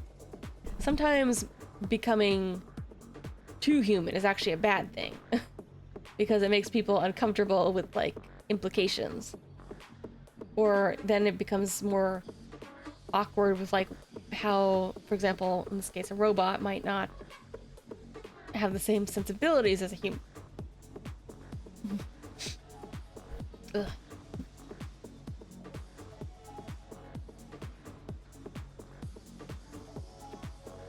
The implications of this idea are far-reaching. We will very soon reach a point at which designers of ads can only make their creations less lifelike or less likable. A hard stopping point for technological progress. Then we must ask, oops, money. Surprised to find reading material like that around here. Are they passing it around as a gag? Or are they actually afraid of Sullivan's Peak around here? Noble must be wary. If the peak does exist, they'll be coming up on it fast now that androids are warm. Noble's entire product line, maybe their entire industry, could go bottoms up if people start to think it's cruel. If there's any indication of where their androids are headed, I could see some people getting uncomfortable. A little too human. Oh, what? What's being built out there? Top of the line, brand new bestsellers, the Animate 16 Warm. Looks kind of cold out there. We keep the factory floor refrigerated. Slows the organics' already tuned metabolic activity to a minimum. Huh. That explains why it doesn't smell like rotting flesh. Or growing flesh, for that matter. Flesh out there is only somewhat rotting. Slowly. I just meant I'm surprised to see metal. Oh, well, all the A16s have alloy endoskeletons. The organics are layered on later in the process. Sounds like what Sarah told me about herself. Maybe she really was A16's prototype. Hard to imagine bridging the gap between her and these scattered doll parts. I get that you can grow just about anything from lax Gemini. But how do you get the synthetic and organic to work together? Yeah, that was our first concern when R&D began work on the worm concept. The one point 1.0s were real skin. What? Oh, 1.0? A real skin with synthetic muscle. But it was a horror show. Metal pulling on skin was just... right. For 2.0, they worked backwards. Organic muscles, organic skin. But digital signals on organic hardware was a dead end. Didn't the muscles flex when you pass an electric current through them? They'd flex and unflex, sure, but that's not nearly precisely enough for facial expressions. Looked like puppets strung up on live wires. We used the test footage to haze interns, actually. They must have figured something out. A16 wouldn't look out of place on the runway. Thank you, we try. We ended up reaching out to mod companies. Well, actually, we just bought out half a dozen of them, but... right. They figured out how to get human nervous systems moving mechanical limbs decades ago. So we just need to get a mechanical nervous system to move. Living limbs. Very clumsy attempt to avoid using the word human. High precision mods are slotted straight into the nervous system. They receive their input from neurotransmitters, not bioelectricity. So you had to do the opposite? Exactly. We created a synthetic neurotransmitter that our androids could use to communicate with organic flesh. Oh.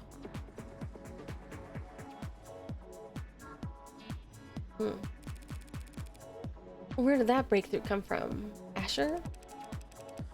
Partly. He led the team that built the motor neurons in this analogy. They carry commands from the central nervous OS to individual muscles across the chassis. Is that chassis or chassis? Cassis? But the synthetic analog serotonin. Huh.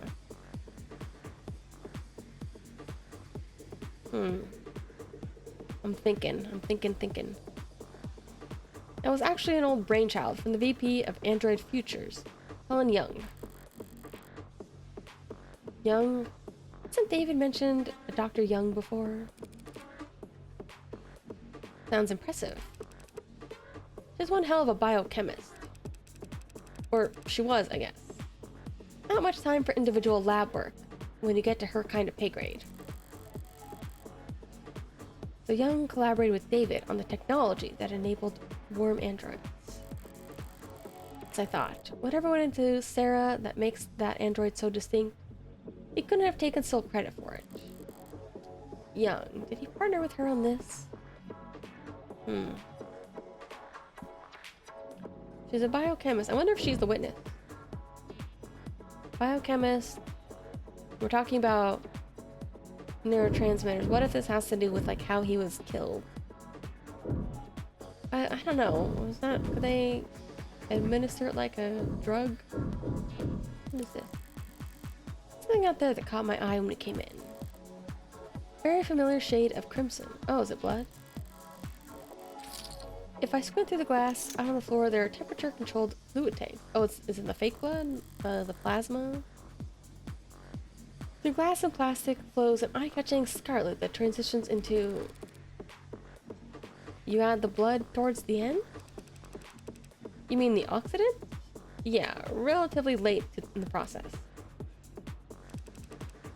Something out of place? Androids have blood, even if it's not officially labeled as such. But it isn't red, it's pink. Sometimes milky, sometimes neon, occasionally garish, but pink. I just didn't think the oxidant would be red. Oh, right. Sorry. I barely noticed it at this point. The color's natural. Comes from the bio-manufacturing process. The chromofuge out there removes the byproducts, the waste, excess pigment, changing it from blood red to psycho pop pink. Without that chromofuge, our android's flesh would come out looking the wrong colors. That may be true. Probably isn't, but maybe. Oh, I see. That could be a reason why. but I have a simpler explanation. Blood is primal. The sight of it carries weight. They change the color of their product's blood so that when the android gets a bottle broken against its face, no one bats an eye.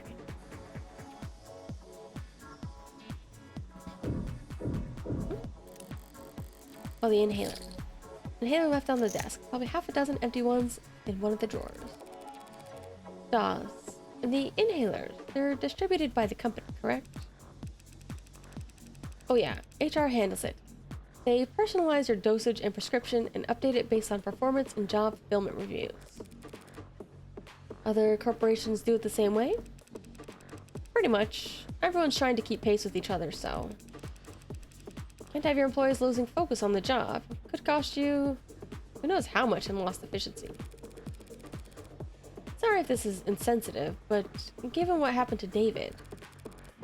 Are overdoses common in the company? Yeah. Yeah, he says. Overdoses, that is, not hospitalizations or death. It's all pretty organized these days. Back when I started in consulting, pretty much everyone had an embarrassing story from their first 2 years where they popped a few too many greens and missed the on-ramp. Popped greens? Yeah, it used to be pills. Green to get you going, yellow to keep you there, swallow red after brushing your teeth to get into your bunk fast. But yeah, inhalers were a huge improvement, like going from torches to the light bulb. They sync straight to your personal biomes and adjust dosage in real time. Overdoses are way down. That's great to hear. The trainees under me don't realize how good they've got it.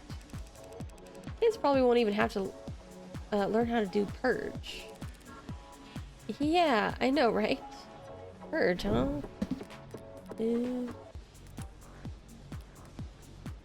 Having one stomach... Yeah, okay, just purging. Just the usual. Removes byproducts, impurities, pigment from android blood. Changes it from red to pink.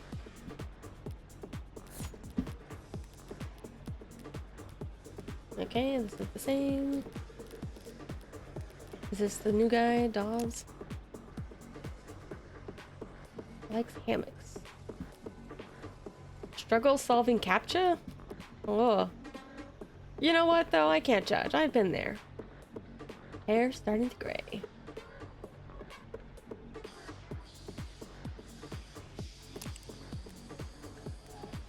Man, I have so many chips this time. Well, that makes me worried.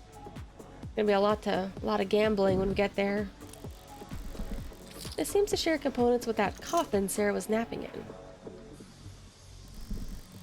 If DAWS does quality assurance, is it some kind of calibration device?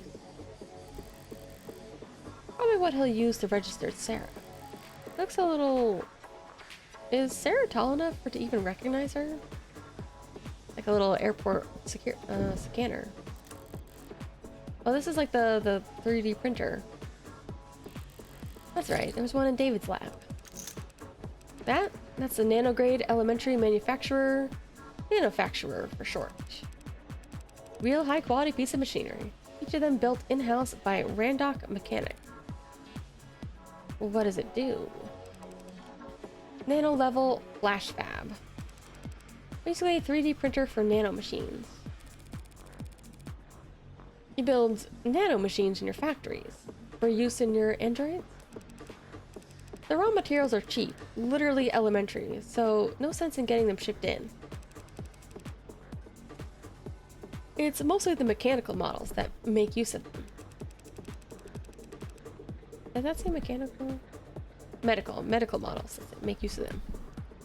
Inject a couple thousand nanites into a patient's bloodstream, run diagnostics, provide a solution. 3D printer for nanomachines. What kind of ink does it use? Silicone, hydrogen, oxygen, carbon, building blocks. They feed into nano printer and assembles the machine particle by particle. Like a ribosome building structural complex proteins out of chemically simple nucleic acid. Must be time consuming. You would think, but Randaf cracked the code on parallel microfactoring. The inside's crystalline, spiraling, like an ant's nest. Raw materials enter at one of the thousands of different entry points, combining and recombining at intersections. Finished product ends up being at the center and trips out in a liquid solution. Distilled nectar swimming with millions of nanites in just 2 minutes. Nectar? Ugh. It can be, depending on what the desired output, but the door vacuum seals while it's cooking, so don't worry. It's completely spill-proof. What a relief. Not exactly a box of paper clips David could just brought home from the office one day. He must have bought his own for some reason. All done? Ready to get the ad handled? Flash fabrication. Nanomachines.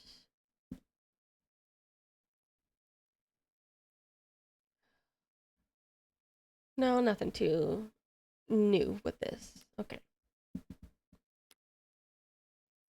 Nothing that small can possibly leave that big of an ecological footprint. Sure, why not? Oh, you know what? Oh, it's been a while. I should save.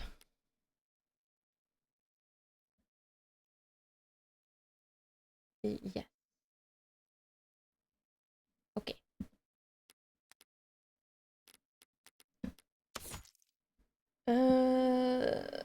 Assembling organics and inorganic compounds.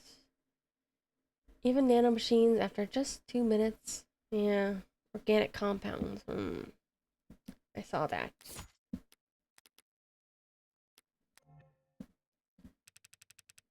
Can you have it step into the scanner?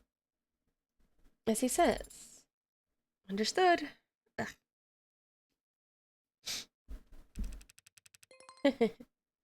Alright, what are we looking at here? Whoa. There's a lot to unpack here. We theorize it may have been Asher's pincushion. Pincushion, huh? That would explain some of what I'm reading here. What language is that on the screen? Tess. You know, Tesseract. All noble products and... well, pretty much all products, period, are programmed in Tess. I do think it's kind of interesting. I wasn't expecting this story to get this in depth with like the actual cyberpunk and science and technology aspect. Stuff like that is very, you know, you really have to have people who are willing to double check what they're writing, making sure they're not going to say anything too stupid, even if they're not going to, you know, even if they're only going to be like a little bit surface level, you still gotta make sure they're not going to be like too far off base, I guess. Easy to read, write, stay compliant. This model, what's it go by? Sarah. This Sarah model. It's got everything the 16th line has, that's for sure. Organic skin, hybrid muscles, advanced facial processing, emoting. But there's a lot crammed in here that's still in development. Like, in the idea phases. Solar hair cell strands, decentralized redundant power, mental physical overclocking with extended tolerances. Data storage so large I can't... wow. Yeah, to measure it using... hell of a poker face. Wait, decryption and signal hijacking? That's... hijacking. Essentially. Does that mean it could hack its own tenants? No, that's unthinkable. Literally for an ad. Tenants?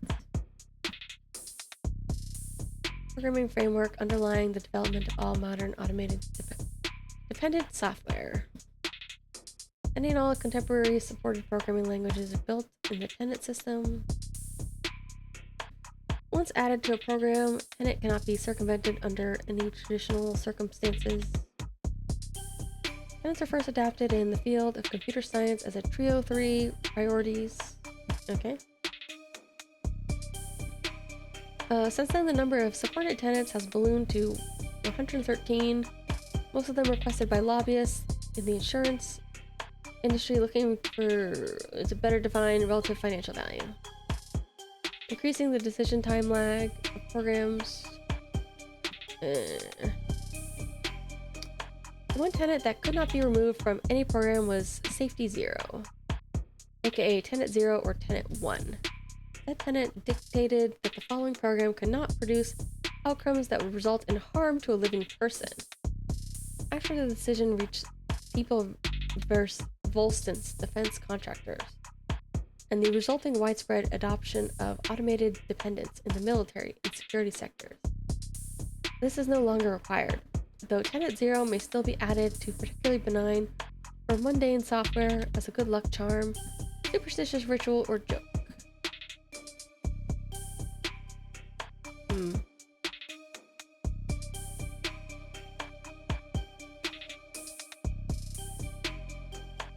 So it's not required anymore?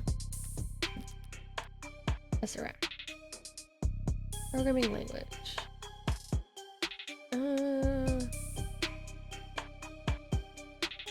Lingua franca. Okay.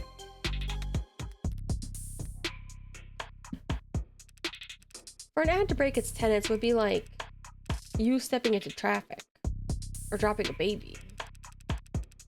Even if you're physically capable of it, it's not something you would ever choose to do. Some people do walk into traffic. Psychotics, addicts, the mentally ill. Does that mean that they're androids? Well, no, there aren't crazy androids, so yeah. I guess my analogy doesn't hold up. That's okay. So it can't hack itself, but it was given the ability to hack other systems. The industry line is that such a capability could be an option in certain emergency scenarios. Breaking through the firewalls and encryption of surrounding electronics to broadcast directly to police or military channels. Speaking of military, this musculoskeletal setup is drastic. I've never seen this one on a consumer model. Can you lift a car or something, Sarah? I feel like she mentioned that. Most cars, it would depend on the center of gravity. Lady, this Sarah could wrestle a public disturbance walker and come out on top. Those stomping behemoths they bring out for riot suppression? And in terms of computational ability, the estimate says... that can't be right. Look, Dawes... I was actually hoping you could tell me something about the software or the metadata. Who worked on it and when? Ah, right. Okay. Well, that's unfortunate. The editing logs have been purged. It doesn't sound very above the board. Sorry, I can't tell you anything about who worked on Sarah or when. Any chance you can restore those logs? Not here, not with this machine. I'd need the computers that were actually used for programming this model. Any idea where those would be? Sarah? I cannot answer that question with any accuracy. I had a feeling you might say that. Ads, right? Sorry. Can't tell you that the code is unique. There's a hint of A16 in there, a few of the same conclusions, it's just... Dr. Asher, or whoever, took very different paths to get there. So Sarah's even less... has even less in common with every other android on the inside. Sorry, didn't expect to hit a dead end here. Not at all. You've been very helpful. Can we still get to the registration? No problem. We've got the software and forums all set up here. Occasionally we let a new business partner bring one home fresh from the oven, you know? Oven? Gross. Alright, few basic questions here. Who's going to be the official owner of this unit? She is. As it says, unless the will disagrees, it's my responsibility. Alright then. You fine with the designation Sarah? We could set it to anything you like. Actually.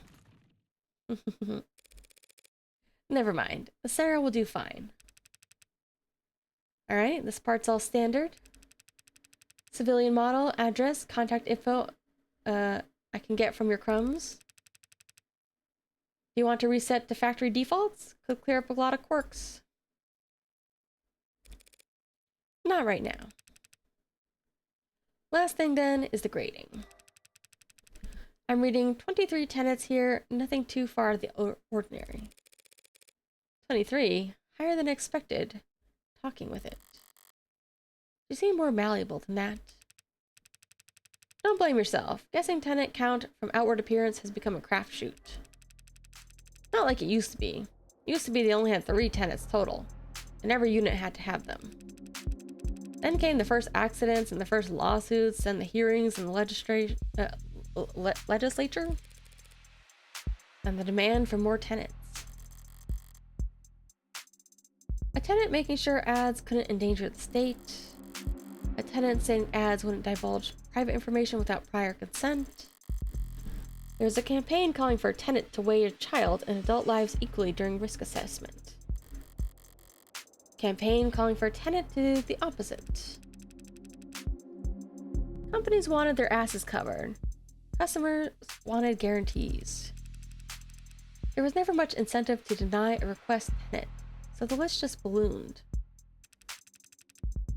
Until the military entered the market in full force. You sound like you don't approve. I wouldn't go that far. They need their ads to be able to pull the trigger when ordered to, without clearing 5,000 lines of bloated, hard-coded decision points to get there. I get that. But since the armies are the ones using tech with bare minimum tenets, all the best, least cluttered, most elegant code is only used for war games. Not very romantic. Well, not like I was on the jury. Department of Advanced Defense Projects versus Zenith Dynamics.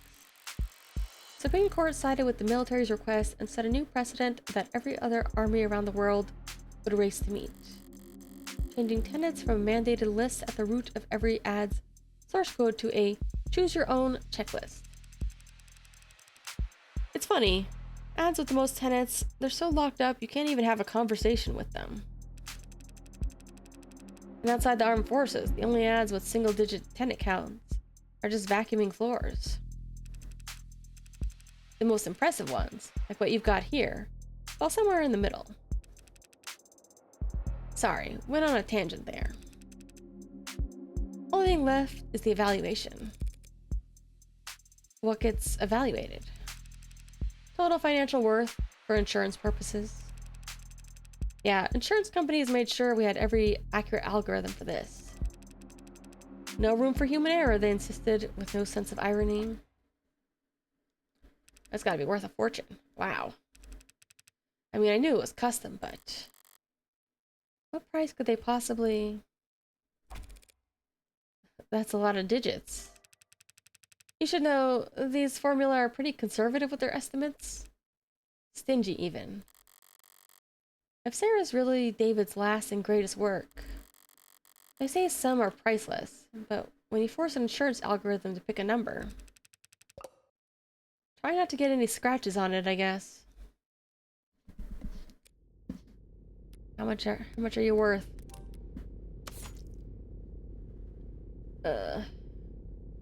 Very large. Okay, we don't get a number.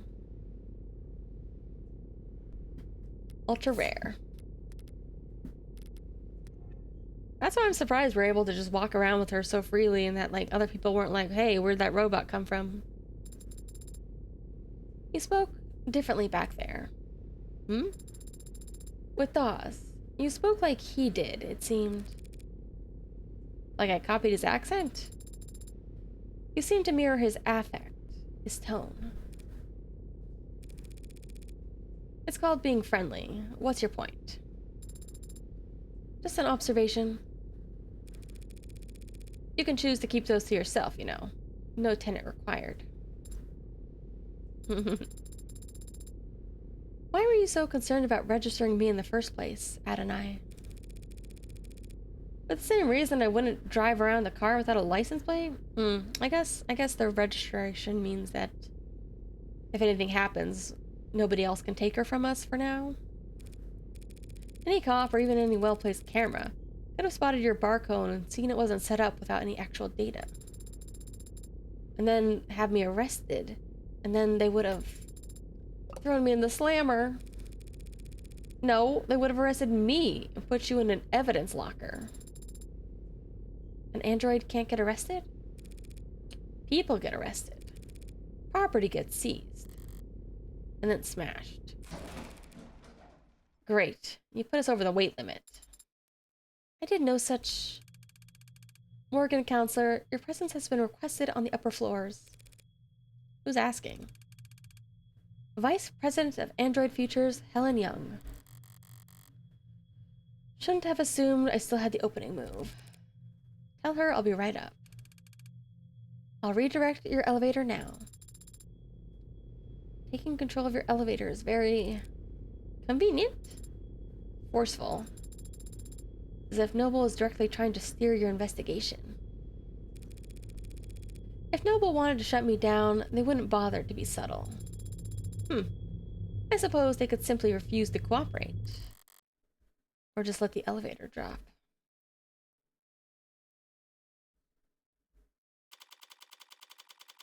Oof. Alright, we're a little short of 3 hours, but I think I actually want to call it like right here.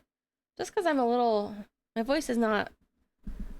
my throat is a little dry today. I feel like I'm really losing it very soon. And we're at a nice change of scene. Ooh. Speaking first is a sign of weakness, is it? Alright, let's just save. Oh, I need to try to... I was trying to think. I was like, man, I didn't really stream, so like, why would my voice be going out so fast? I guess that's because when I was hiking, I actually did talk quite a lot. So... and that was even harder because I was huffing and puffing while talking. Guess I'll try to... If it feels a little rough tomorrow, then I'll definitely do art stream. Oof. Or try to find a less narrative rich game, or not narrative, dialogue rich game, I guess. Ooh. Yeah, I started out being like, I wonder if I can make like a slightly different tone for all these characters, and now I'm like nope, it's all gone. Everybody's got to talk the same. How do I... where's my menu? Turn to title. Yes. But yeah, this is like... I really wasn't expecting it to be so deep in its own cyberpunk. I kind of thought that was mostly just going to be like a little bit of background flavor, instead of it being very much like, okay, here is all the world setting and how it's going to eventually play into Case. Well, I guess in Case, or episode 0, there was like a little bit of like talk about how his mod, his artificial limb was part of the case, but we are like really in it now. Ugh. Alright, I'm gonna cut it short here, because like I said, I feel like my voice is actually starting to get very close. Very close to the end of its limit. I'll try to take better care of it for tomorrow. Alright, bye-bye. Good night.